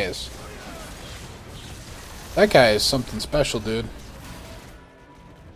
He's like a hybrid between a League of Legends player and a 4chan moderator, like 4chan member. That dude has like deep-seated rage issues, and then like whenever it like spikes up, he just goes for the jugular.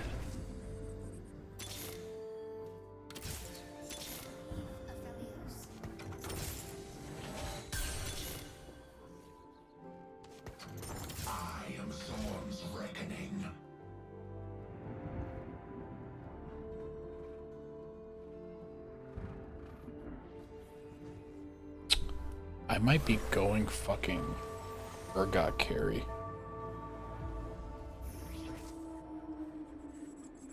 Yeah, sometimes I miss the Tyler 1 variety days. Not just for the memes, you know. People are constantly like, I miss T1 during his variety days. I kind of think that's when his like streams shone the best, because like he loves League of Legends, but you can tell it's taking a mental toll on him.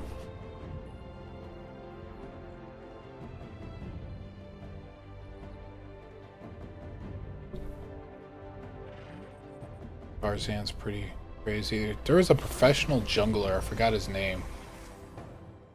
Yeah, I forgot his name. It was like Monk 7 or some bullshit. He played on a couple professional teams. I think the last team he played on was like TSM. But like he was really solid, but dude, he had legitimate issues. Like League of Legends destroyed him. Was that Tarzan? Is Tarzan the guy that played professionally and then like got booted from all the teams because he was like super toxic?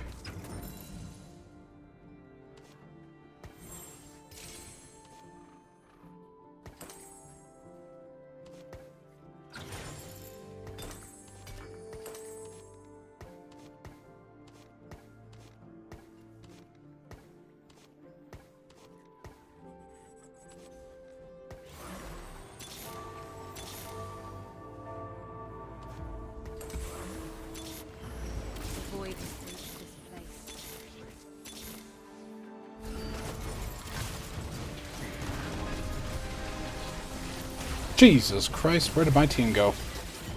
What the hell even was that?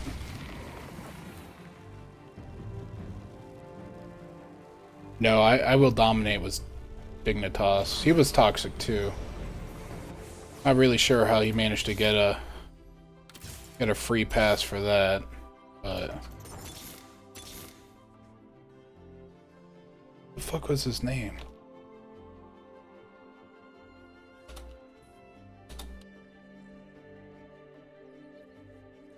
Dardoct. There we go. Yeah, Dardoct. I think he got kicked off because he was the first and only person to ever rage quit a match. In at least in a professional scene.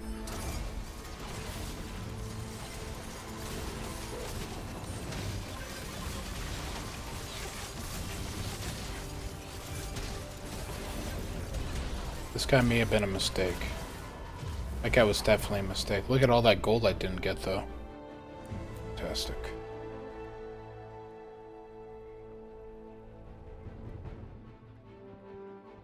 Yeah. Ah, dude, I've been following the league scene for a long time. Is he dead? Or is his career dead? Please say he's still alive.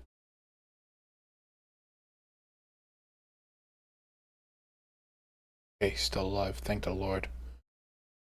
You type your rip and I took it very literal. I was like, oh shit. Dardock's gone. Fuck. Oh, the game. Yeah, dude, I was like panicking. I was like, dude, I don't want to speak ill of a dead guy. To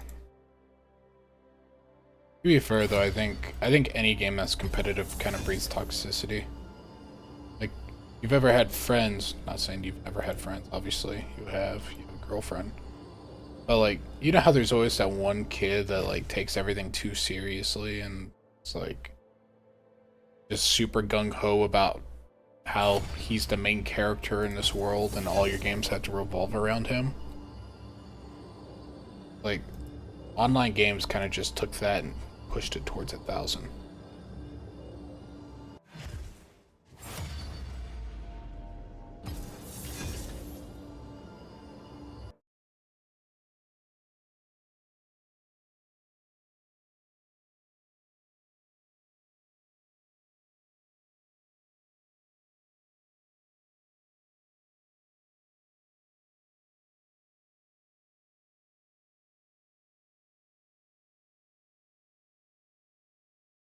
Yeah, some people just take things too seriously. And I guess the idea of professional play, so being able to get paid for being good, drives that even further.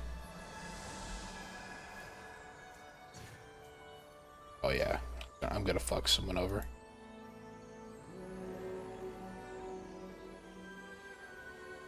Oh no, other people want to get fucked over.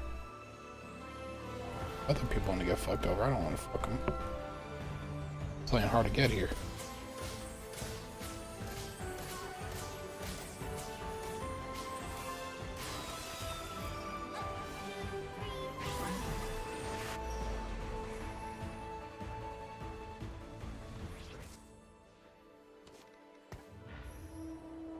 I don't think there's any issue with raging to a degree, as long as you're not lashing out and actually hurting people, right? Because I feel like to a degree, you have to kind of be okay with a certain amount of rage if you're gonna play online. Like, if you don't understand that like other people get mad playing games and 2023, then you probably shouldn't be playing games online with them. You are going to get flamed.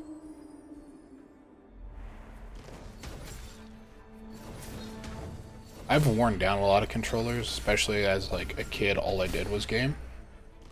But I have destroyed one controller. That's because I put like 12 hours of work in Need for Speed Underground 2. And my sister, for no reason other than just to fuck me over, like, just to she turned off the PS2 before I could save. And I said, hey, please don't turn it off. I need a save. And she just looked me dead in the eye and just turned it off. Smirked. And then I just had the controller and I threw it quick and hard enough where, like, it just blew up. Like, it didn't just shatter, it like blew up. Witness the strength of knowledge raise the stakes. She doesn't remember doing that, but I never forgot. I never forgot. You had a certain amount of rage at a moment like that where it's like, yep, I'll never forget. This is very exciting. It's like one of those Telltale games, right? A little prompt popped up and it was like, Tom will never forget. That's what happened.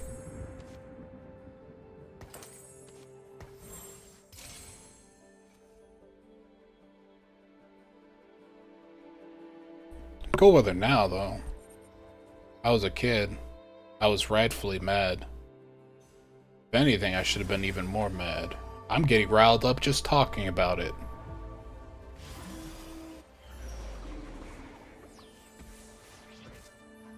Yeah. I get tilted extremely easy. Like, I got very thinly veiled of rage issues. I'm not gonna, like, take my day out on something. I just quit playing it. You can actually tell as I get more mad, because I just start complaining more and more. I think the prime example of, like, how my rage works is when I played, Darkest Dungeons. So, like, I fought the fucking Skulker or whatever it was called. You, like, light a torch and put in a red tear dot. And I fought that thing and it just eviscerated me, dude. It collected all 5 pieces.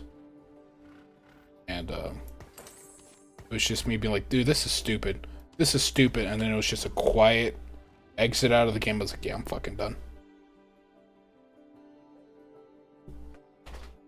Actually, almost rage quit in Dark Souls. Almost. If I didn't beat Dark Souls, I would 100% rage quit Dark Souls. It was the bed of chaos or whatever. The little fire flower. Yeah, dude, that fucking rustled my jimmies. I was legitimately pissed. I've never had my jimmies so ruffled or rustled. It was bad, man.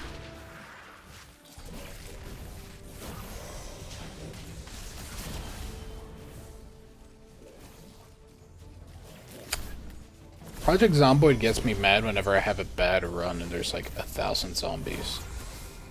Because I like the ability to defend a base without dying.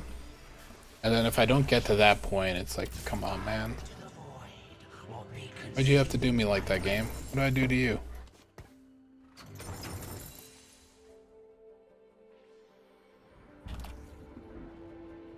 I tried doing a Project Zomboid run recently, but the spawn rate was all fucked up, and I was like, okay, well, I kind of killed my mood for this game for a bit.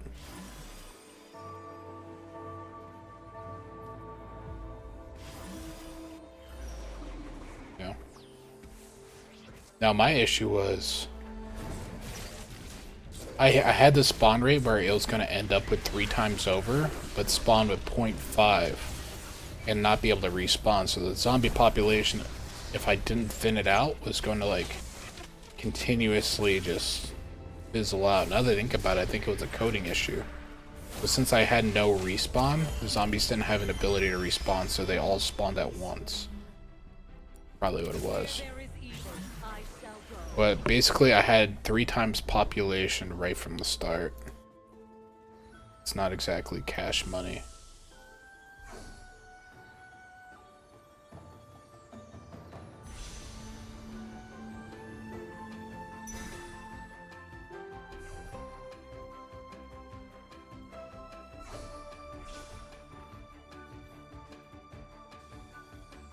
I think my favorite part is every single time I do like a serious run, right as soon as I get really far into the run, I just die some random way. Like I just get bit out of nowhere. Like zombie just comes out of the woodworks, does a fucking stone cold stunner on me. It's like, okay, bud. A little bit uncalled for.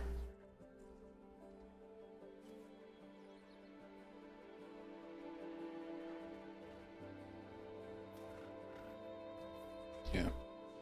I recommend if you do play Project Zomboid though, do the calm before the storm mod. It's like a helicopter event that's less about the helicopter and more about just surviving for the period of time you decide. So like it makes clearing zombies easier in the fact that all the zombies gather around you, but harder in the fact that all the zombies, all of them, gather around you. Like zombies that you're not gonna see until like fucking 3 weeks later show up and are like, hey man, wanna hear about our Lord and Savior Jehovah?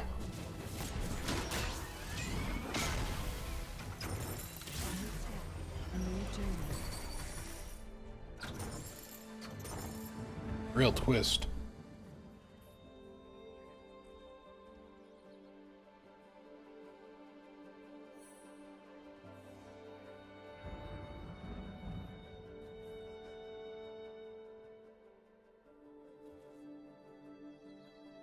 Man, dude, I had this crazy idea because it's like I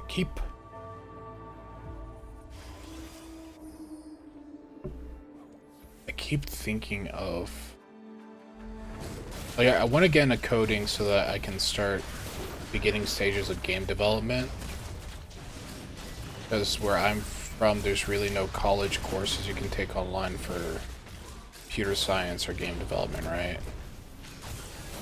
But it's like all the online courses aren't explained in a beginner friendly way. If you've ever like looked into it, you have to have a very specific mindset to start learning to code. And I unfortunately don't have that mindset. But I was thinking someone should make a computer language app that's kind of like that functions almost exactly like Duolingo, right? Because Duolingo is extremely like beginner friendly for languages. Like even I could learn off of it and be mildly entertained for a week before I get distracted. And I was like, dude, they should call it Devlingo, right? A Devlingo is taken by a rapper called like Devin Hurd or something. You can't do it. You have to take his name from him.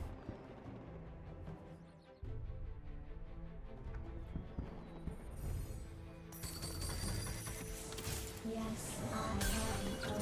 But Devlingo is a fucking killer name. In my opinion. You know, could be a not killer name in other people's opinions. I may be merciful, but Targon isn't.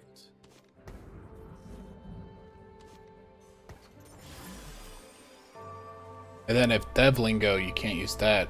Ling.io. Ling.io. Which is a perfect name because it has a computer science based name. So IO, input, output. Ling for linguistics, language, however you pronounce that. So it's perfect in that front. And if that's taken, Codelingo, which sounds like a dating site for coders. That's not as good. You know what?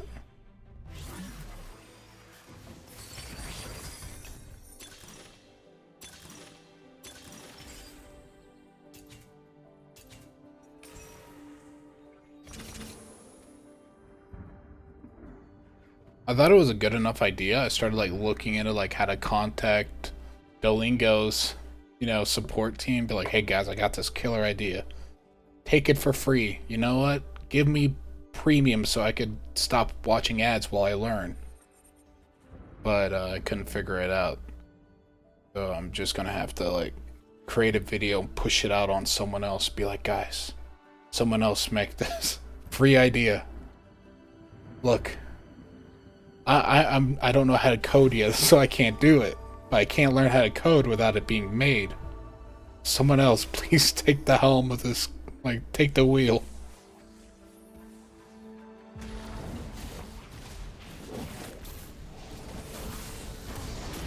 What a terrible situation, so paradoxical.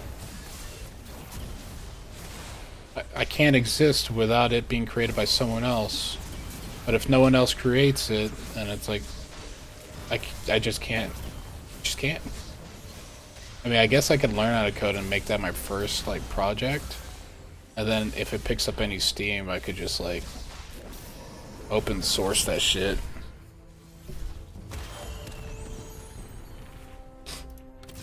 But I'm one of those people where it's like, I prefer someone else to, make it so I can enjoy it. Pretty selfish like that. Where there is evil, I shall go. It's like you gotta know your limits.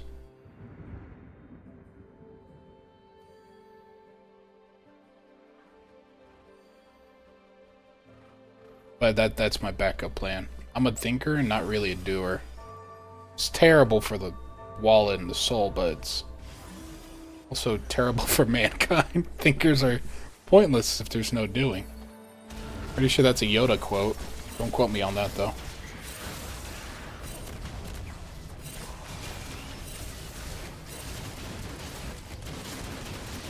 I think the exact quote is there is no do or don't. There's only try. Got that backwards. It's there is no try or try not do. Or there is no do or do not. What the fuck is that Yoda quote? This is actually gonna be bug. This is gonna bug me.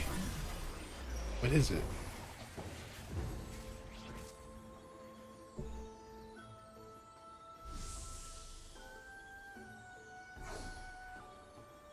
Oh, there is no try. There is only do or do not. Nailed it. First try.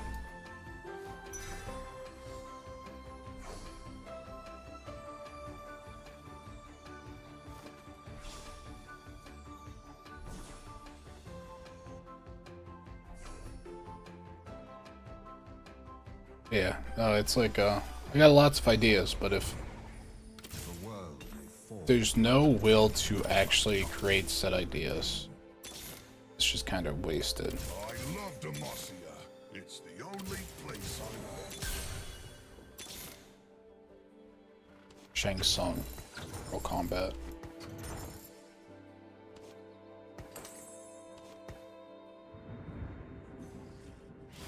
No, I got a whole like list of ideas though. So, like imagine Project Zomboid, but set up like Call of Duty Zombies, right? So you're trying to defend a house, and then you're basically barricading windows, but instead of being able to buy weapons off the wall, weapons are a limited resource built by the house. So like you can break a table to get like 4 wooden legs, but once those 4 wooden legs are broken, there's like no getting it back. So there's a definitive end game. It's impossible to play the game the whole time. Once the weapons are broken, it just becomes like you slowly get overran. Alright, so imagine a zombie game like that.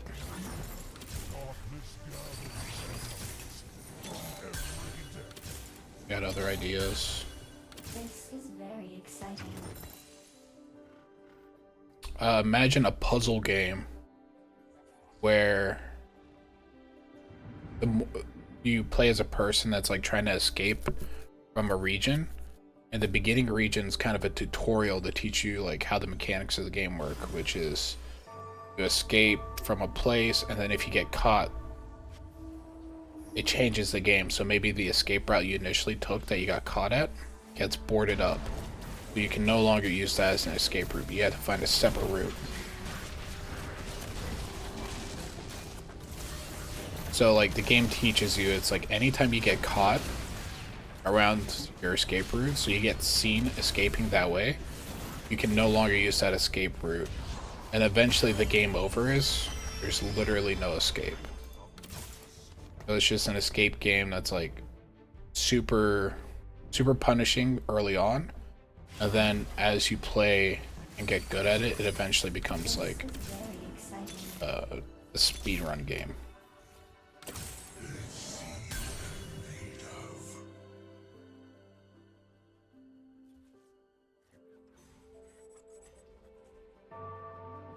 Yeah, I think the vending machine stuff they're doing in Zomboid's mostly for multiplayer.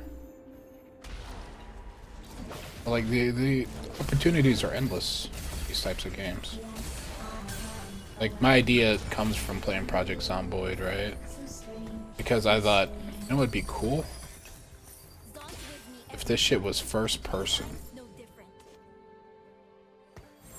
This is very exciting. Witness your demise.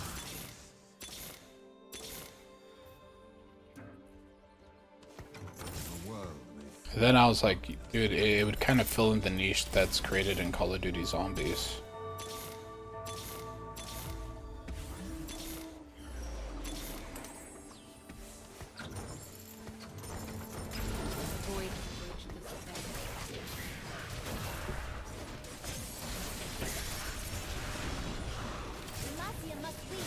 That's one of my ideas.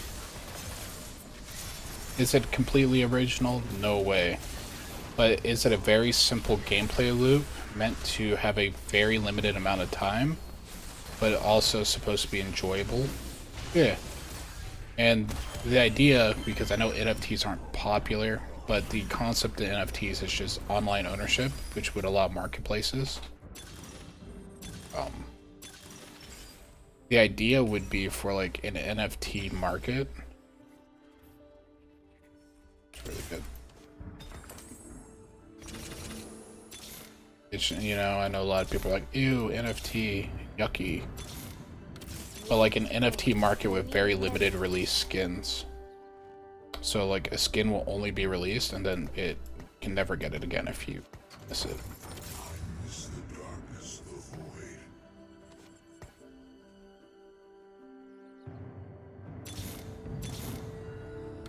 Yes, I have one. Jesus Christ. Where the fuck are all the dudes? That came out wrong. Where are all the Swains?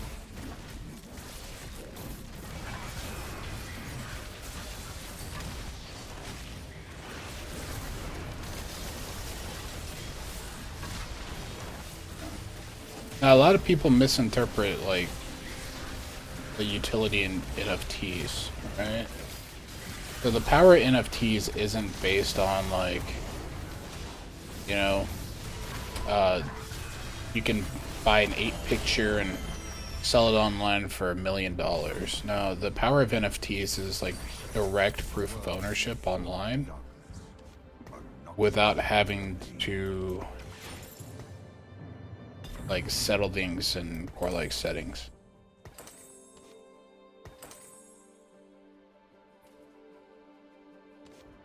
Or at least that's my opinion where the power of NFTs are. It's basically just a contract but digitized. With no disclaimer saying that you don't actually own it.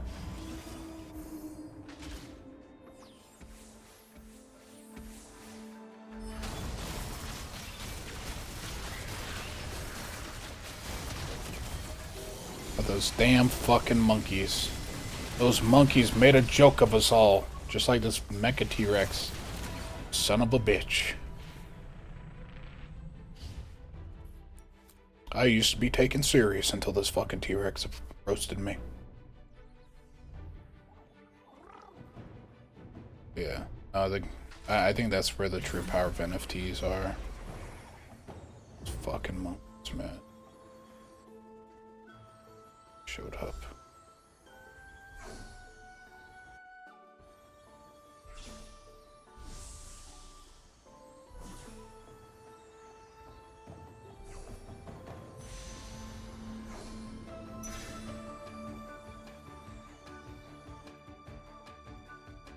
Then after that, it's like, yeah, I got a couple other ideas. Like I got a movie idea, right, where basically,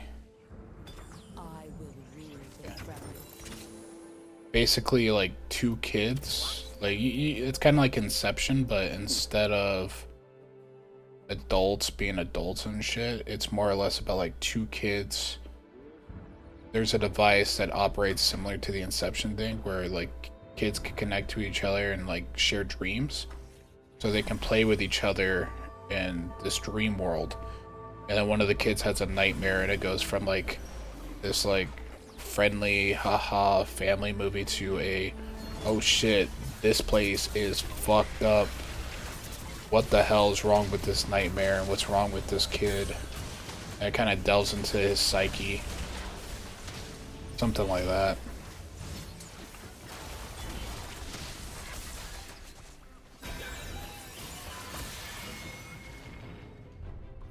A lot of ideas. You can steal them if you want, I don't really care. I'm not really doing anything with them. Shout out to this guy for selling his Lux. Real Chad.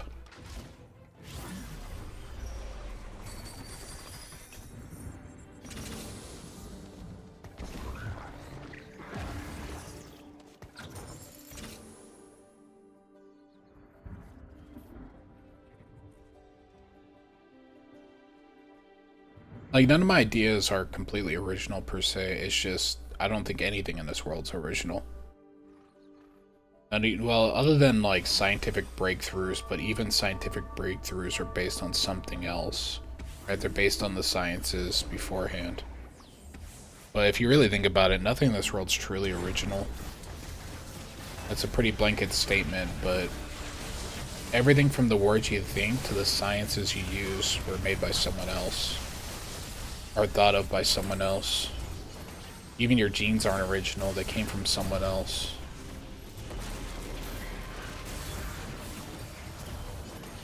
Might be a dark way of thinking about things, but I don't really believe it's that dark either.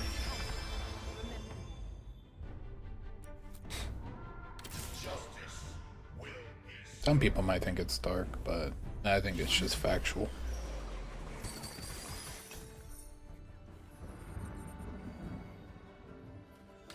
Yeah, VR. That's another thing that grinds my gears. It's the way people treat AR. But people were making fun of Apple's new Google, or the new Apple goggles, right? But people don't understand. They're like making fun of the way it works and the price tag. It's like, this is a developmental product. It's only going to get better over time. Like, you making fun of it doesn't really add much either.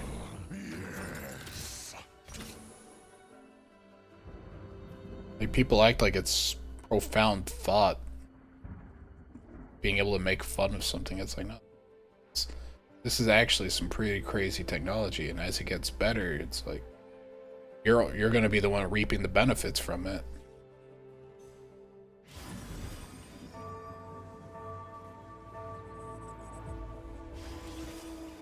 But people don't understand. It's like AR technology is gonna, even if you don't believe in like the whole global warming thing, the efficiencies that AR technology is going to introduce is going to reduce the need for all these technological devices. Like, you're not going to need things hanging on your walls if it's all digitized and put on glasses or on your phone, right? Imagine wearing AR goggles, and then instead of having a TV in your room and like 20 other products, you just have AR goggles, right? The AR goggles will put a TV on the wall for you. They'll like allow you to decorate your room, so you no longer need to put like large amounts of paint in your room. You could have just plain white paint. No chemicals added, just plain white. Maybe some crushed up calcium, just like Minecraft. And then you got that. People look at it too small. Like, oh, goggles. Oh, $3,500? Why would I pay $3,500 for obsolete VR technology?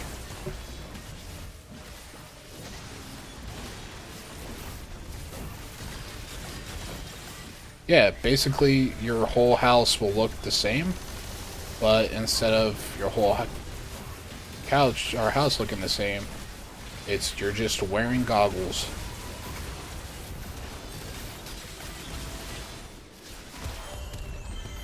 That was shit.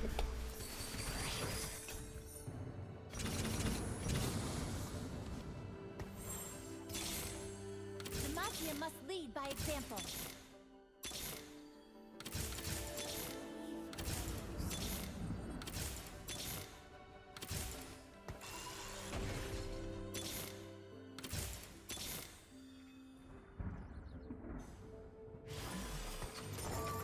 The void has breached this place. Fear the void stench. Jesus Christ. The void has breached this place. So sick voice crack. It's okay to make fun of things. I mean, you have to be able to find humor in everything to truly be able to enjoy things at the same time.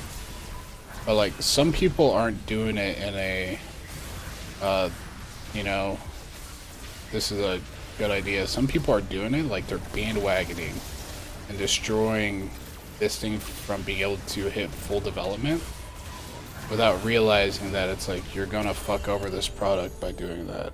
And you're gonna fuck over yourself in the future. Now, you have to be able to make fun of things, though. If you can't make fun of things, it's not gonna end up well.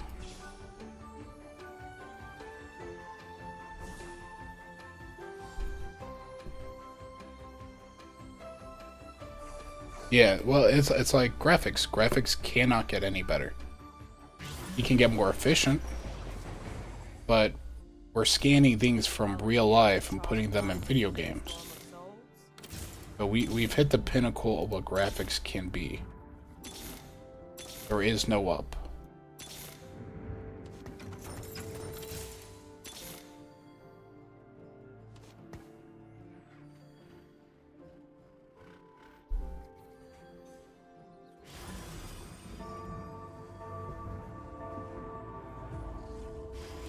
Yeah.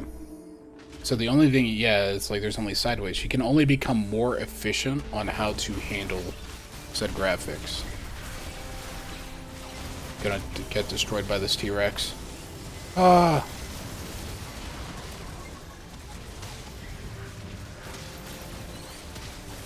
Oh, leave me alone, Godzilla. Thank the Lord. That was you, Jesus.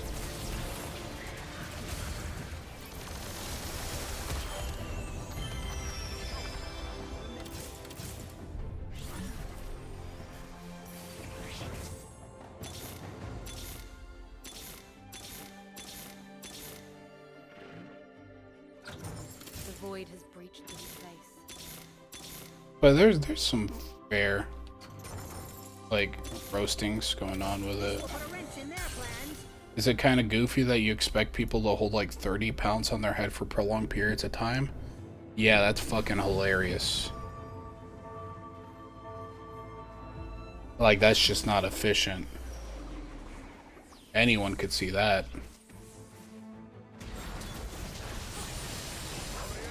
Oh, well. So this is how I go out. Not with a bang, but with a big-ass Yasuo. Never mind. That Yasuo was fucking weak.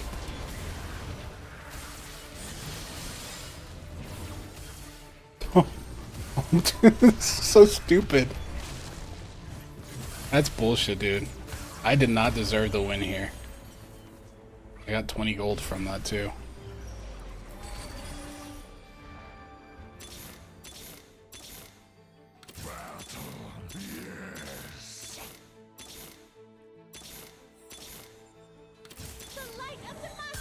There we go. Power spin. Years ago.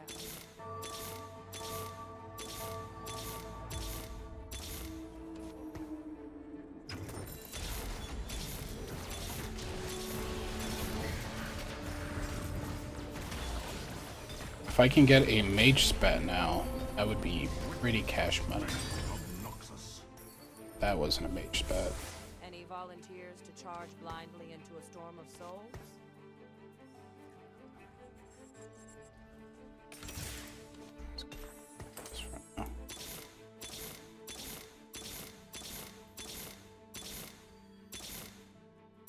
Top 4, baby. Woo.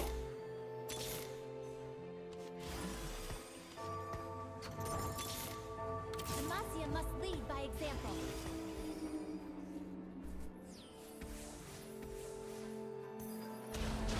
I lose this one because he's got a tier 4 bird.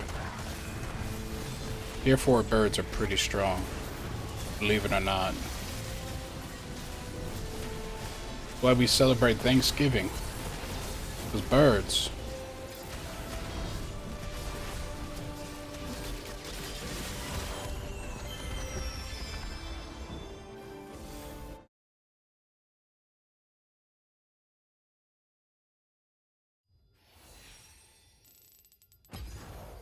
Hey, at least we got top 4. So close to platinum.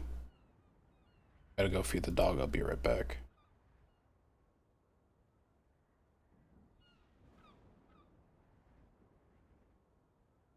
Before I be right back, check out this fucking draw.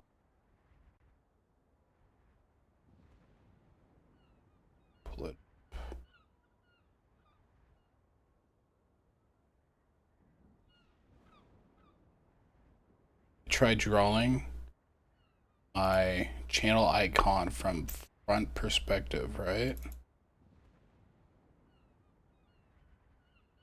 Let's see if this works.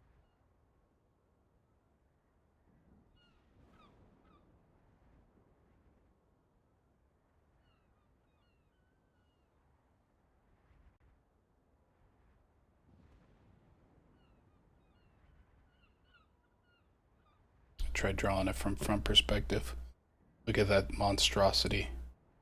Look at those fucking nipples. Fantastic. Okay, I'll be right back.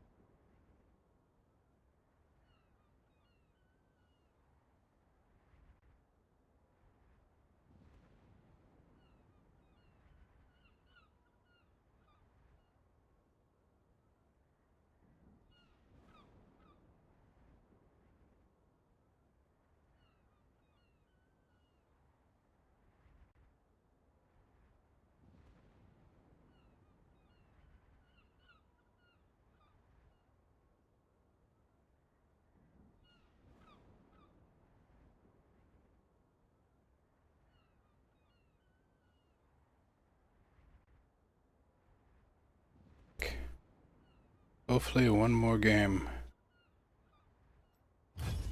Hopefully we win. Honestly, I've been thinking about doing an art stream one of these days, even though I'm not good at art. I'm decent, but not good.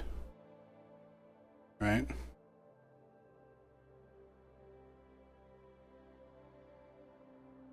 Like, I used to want to be an animation channel.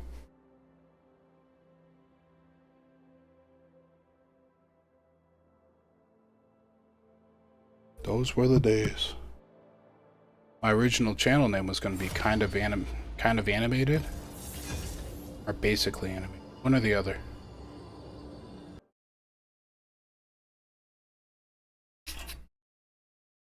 But I don't want to pay $30 a month for Adobe, which is the most convenient animation software. And Flash 8's no longer accepted, so kind of sucks.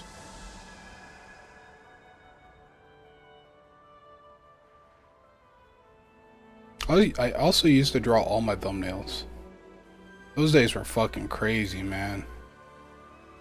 I used to stream like the same amount, honestly. But I used to wake up and start drawing each individual thumbnail after editing. And it was like 30 minutes to like 40 minutes on some of those thumbnails. Right? But the biggest issue was I was running out of ideas. It fucking sucks. I might be able to do something nifty. Might be able to go like Challenger.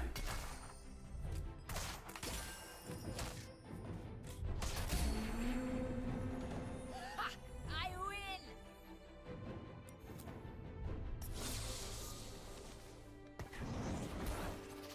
It's all you, game. Darkness gathers on the isles from every depth.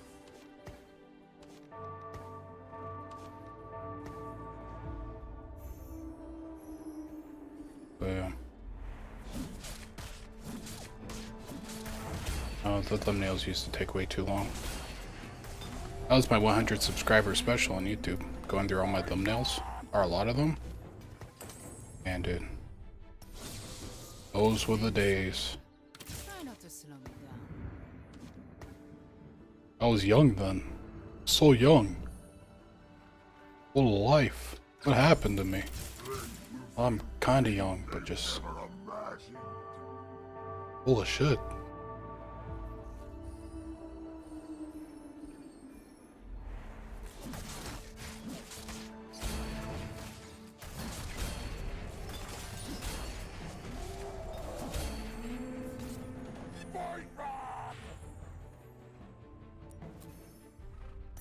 Let's raise the stakes.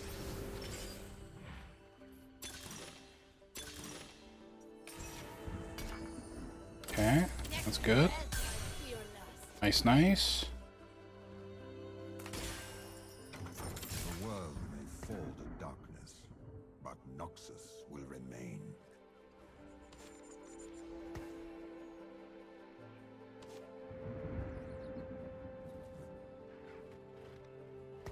What should I do? I guess I could do this. Right?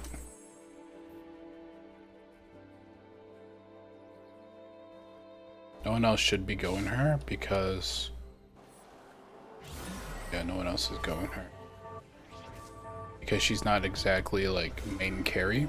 But now because we get 2 extra slots and go like 6 Noxus, 6 Challenger.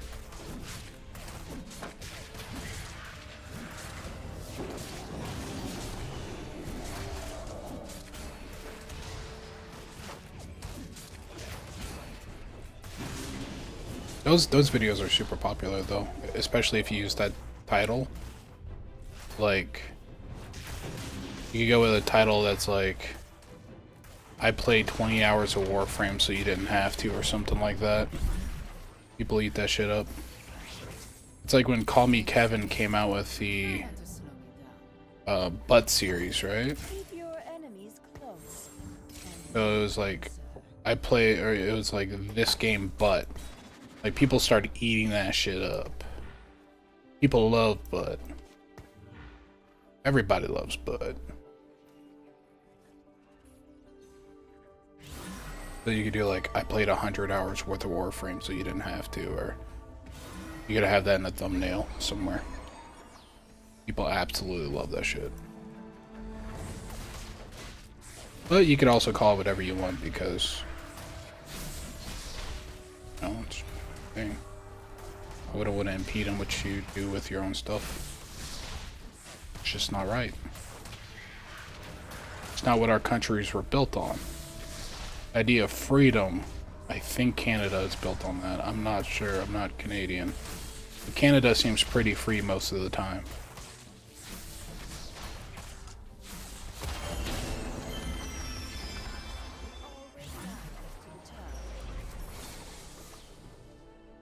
Like Canada's got to be in like the top 3 most free countries in the world, at least. Probably. I don't know. I've never been there.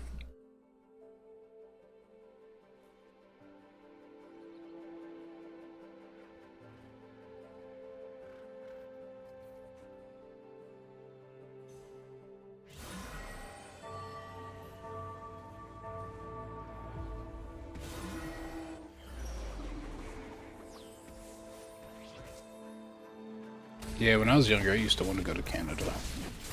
Someone made fun of America, some Canadian did, in a video game, and I was like, Canada? I would never go there. They don't realize how serious this shit is. I was even patriotic, I just don't like people talking shit about America, other than Americans.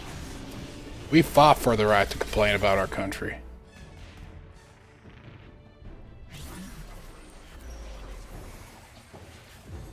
It's like some primal shit though, right? The want, even if you don't like your country or some of the shit your country does, but the want to defend it for no apparent reason. Like it's just ingrained. It's weird.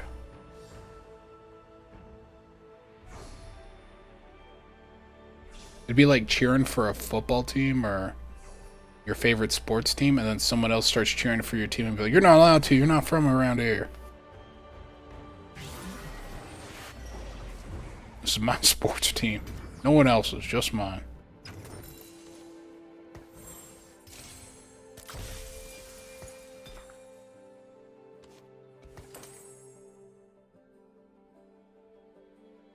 Don't want to sound stereotypical. I'm not sure what sports are popular in Canada. I would assume hockey's pretty popular. I said football, but it's like I'm not sure Canada uses the same football as America. Canada has the CFL, but internationally, American football is typically called gridiron.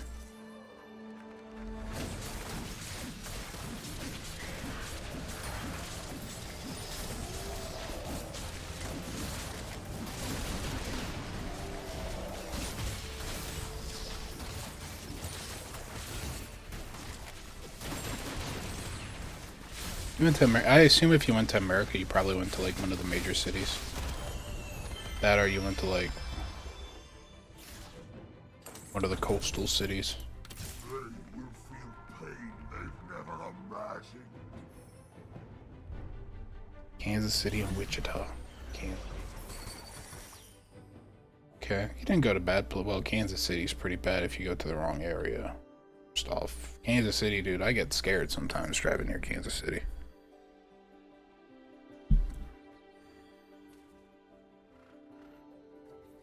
Or no, it's not Kansas City. But I am a little bit scared of Kansas City. It's St. Louis and Chicago. Kansas City's probably pretty bad too, but Chicago is downright scary. Yeah, Detroit's scary. New York can be scary. Texas has its scary parts. Like legitimately, like horror fuel sometimes, man. Like the US is a first world country, but we got some scary cities, man.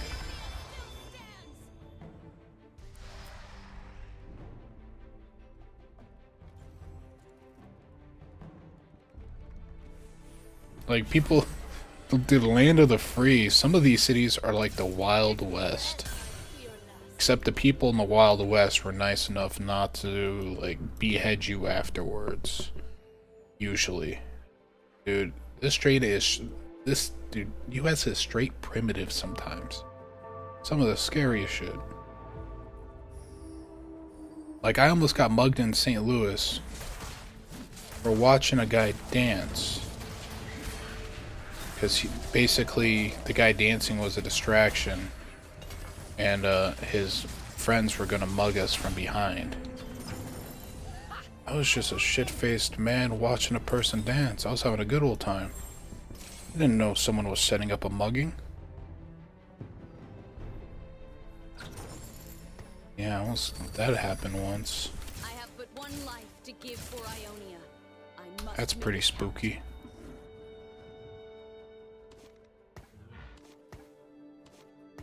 And it's like, it's normal for some people, but it's like, you're not used to that stuff. It's like, why? Why you gotta be so weird, US? Yeah, and then there's the other guy that like was trying to start stuff because I picked up his cigarette as a joke. Not a cigarette, his empty cigarette box. So I was going to look over at my friend and be like, hey, I got a cigarette box. You want one? And then he opens it and he's like, oh, there's no cigarette there. You got me. And we were both gonna laugh and it was gonna be so funny. And then that guy was like, oh, trying to steal my cigarettes, huh? I was like, sir, I was doing it for a joke. Yeah, okay. So you're trying to steal my cigarettes? Oh, sir. Just trying to do a joke. Feel like this bit's way over. No one's laughing anymore.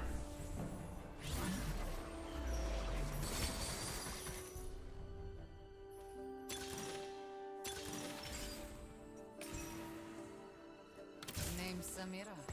Try not to slow me down. Some people are just wild. Other than that, I've never really had that many bad experiences.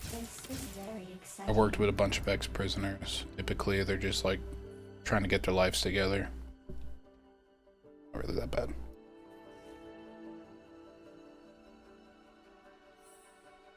Oh yeah, people on drugs are pretty scary too. I grew up around a lot of people on meth. I didn't do meth, but I grew up around a lot of it. It's pretty freaky deaky sometimes. Like I watched a crackhead trying to break into my friend's house, but I didn't want to seem racist because I know some Mexicans have red hair. My friend didn't have red hair, but I was like, that might be a cousin or something.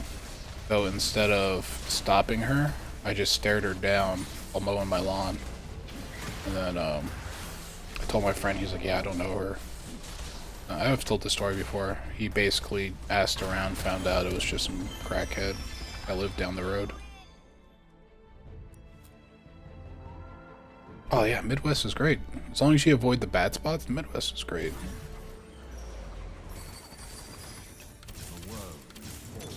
But I feel like that's everywhere if you avoid the bad spots, right?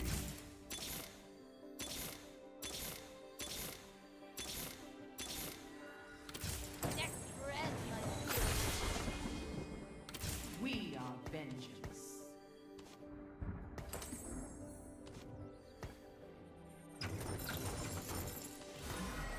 world may fall to darkness, but Noxus will remain. You ever eat biscuits and gravy? Not sure how common it is in Canada. It'll fill your arteries, but boy does it taste good. I bet Canada has biscuits and gravy. I know it's less of a London thing. But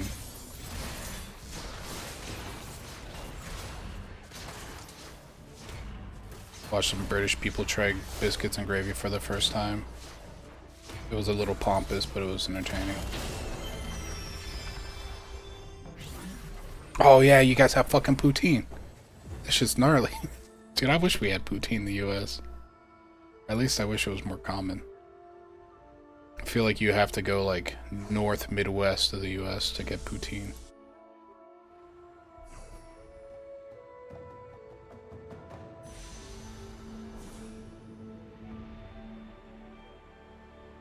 Should I? Yeah.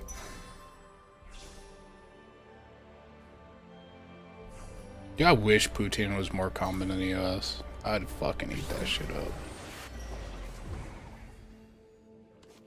I'd be a very dead man from cardiac arrest disease. But boy, would I eat that poutine.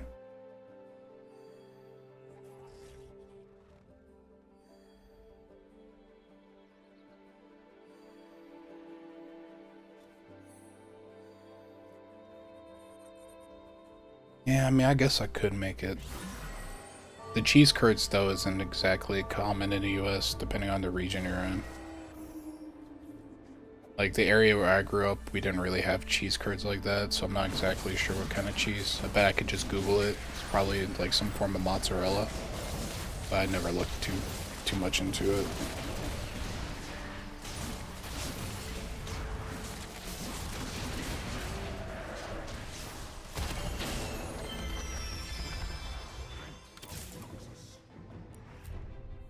That sounds pretty good.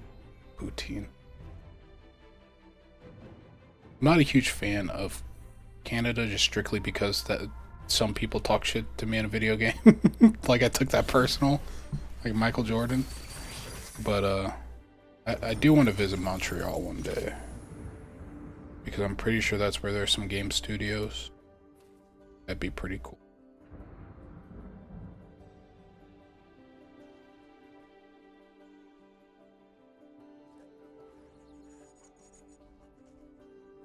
Oh shit, I forgot about all these. Sometimes you can find some just miscellaneous shit. Like you just go to a specific place and they got it.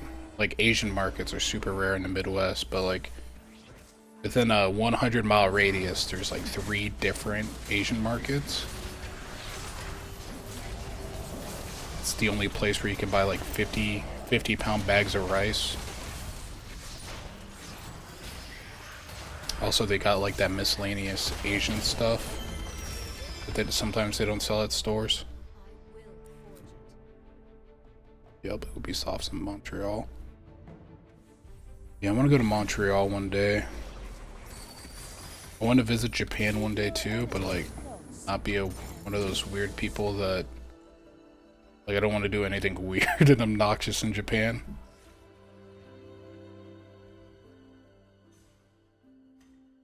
Like, there's that video, there's some guy going around Japan just saying some racist ass shit. It's like, that's some respect, man. It's just not cool.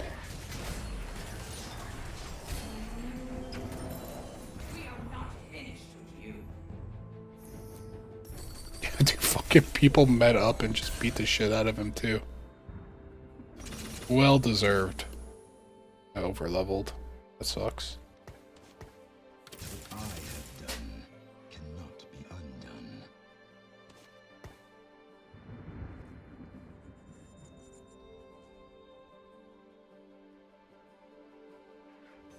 Excuse me. Let me pick up the sword.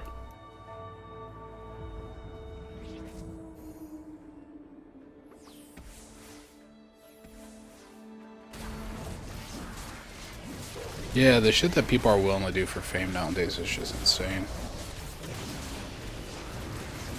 Some people are just into that shit, but it's like I can't imagine just disrespecting people for entertainment's sake. It's kind of fucked up.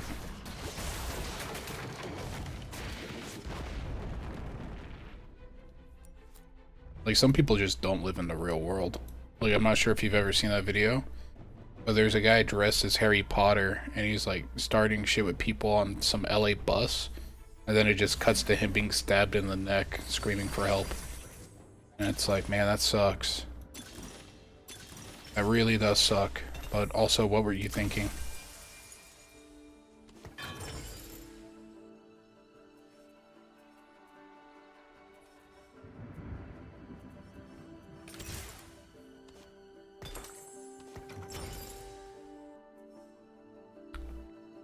Doesn't really matter which route I go.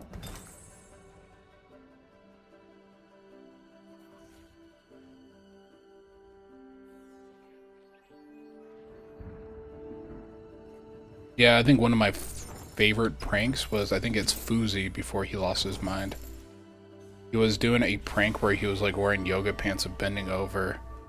And some guy started catcalling him and he turned around and Foozy's a buff ass man. And he starts teasing the guy and the guy like starts like, oh, you want to fight? It's like, you fucking catcalled him, now you're trying to fight him for it. What's wrong with you? Crazy.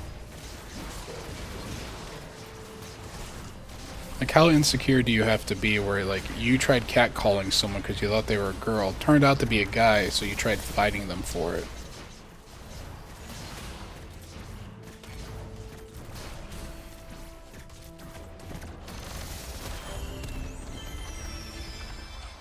You should really look that video up, dude. It's funny as fuck. The guy catcalled him, and immediately, like, after finding out, the guy was like, okay, we're throwing hands. He got into his whole stance, like, trying to throw hands. Starts chasing him a little bit, I think, if I'm remembering it correctly. And it's like, dude, you're fucking insane.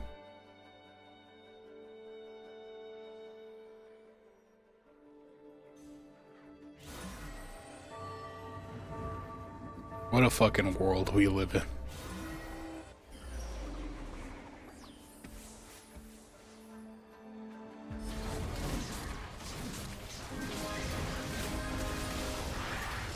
Wow, she almost one-shot my whole team. She's only 2-star.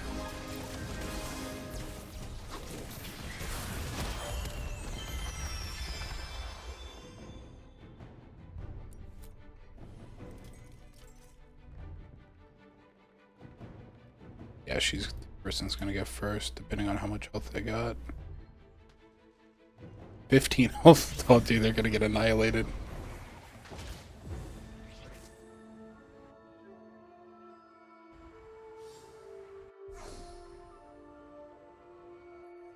To be fair, he was kind of thick, though.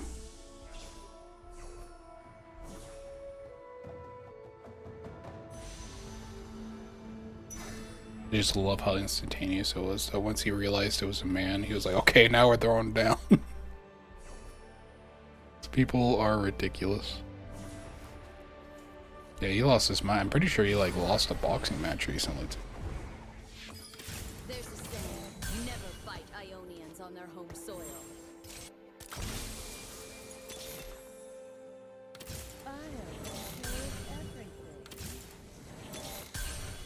The world may fall to darkness, but Noxus will remain.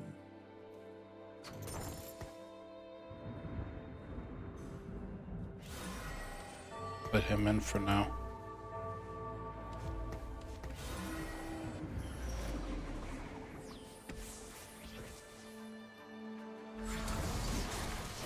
Oh yeah, fucking I know which one you're talking about. She kind of bad though. And then it cuts, it is fucking Jax. And the guy's like, you're gay. And he's not saying it or like it's not to someone else, he's saying it to himself. Like, you're gay.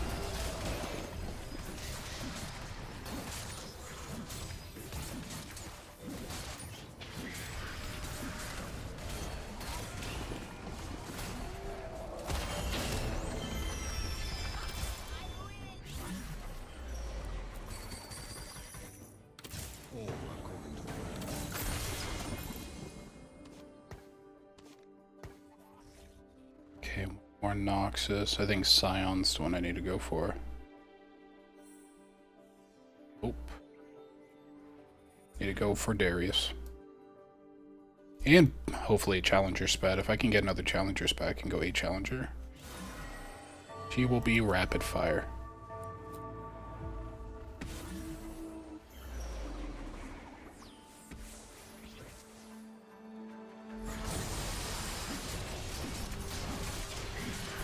Oh, plus I got late game specialist, dude. That's gonna be so epic. I just used epic non-ironically. It's kind of weird.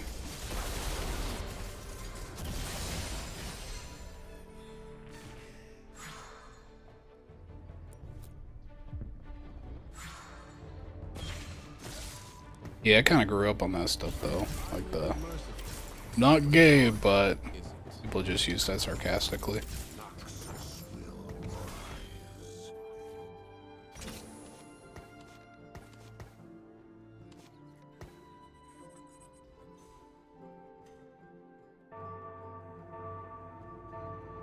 I don't feel good. Dude, that's so epic. The problem with saying epic is I feel like I have to say it like an idiot when I say it, right?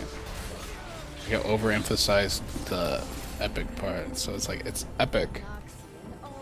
It doesn't feel good. Doesn't feel good at all.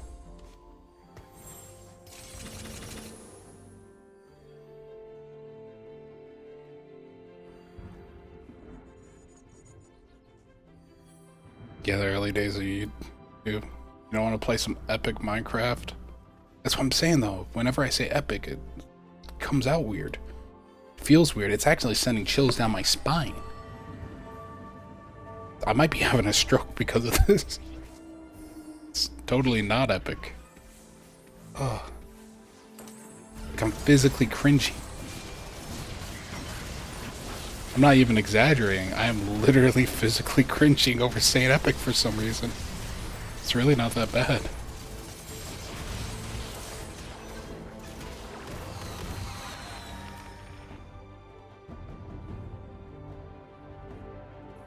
In a feedback loop. Can't stop saying it.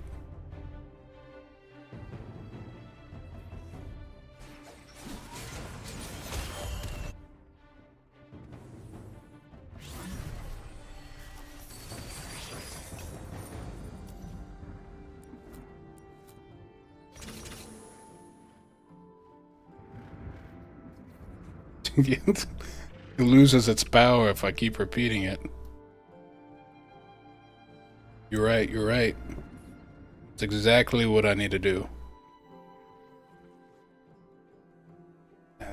Oh, I'm actually fucking cringing still though.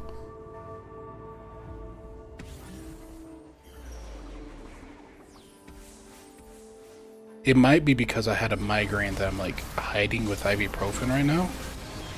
But that's probably where the cringing's coming from now that I think about it. But man. Oh boy, was I confused there for a second.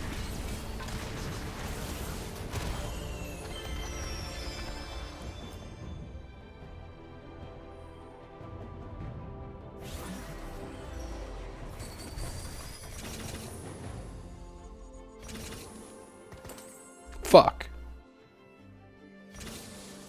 Don't talk about that. We don't talk about that.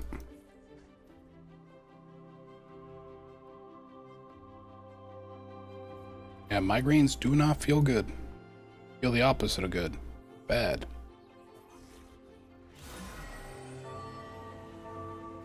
Why did I pick late game specialist? I almost never hit 9 anymore.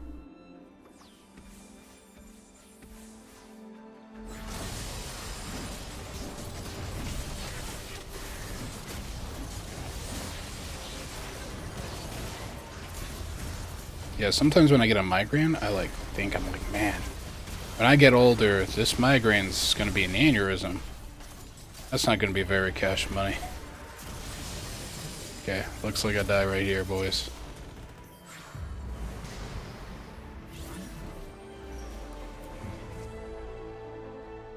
And they had a Scion with a Challenger spat.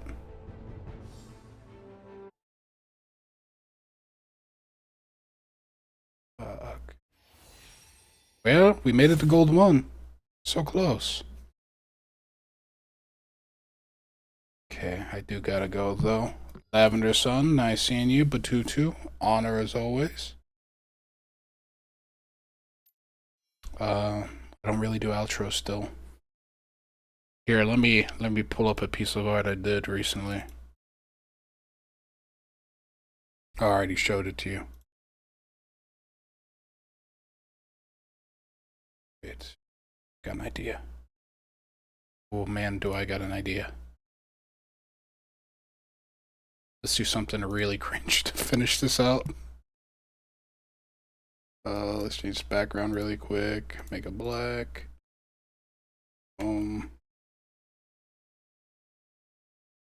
There we go. Can't see what it looks like. Oh, wrong layer. Fuck. There we go. It's me. how epic it is. Well, this is an outro. See you later. Oh, this is so cringe.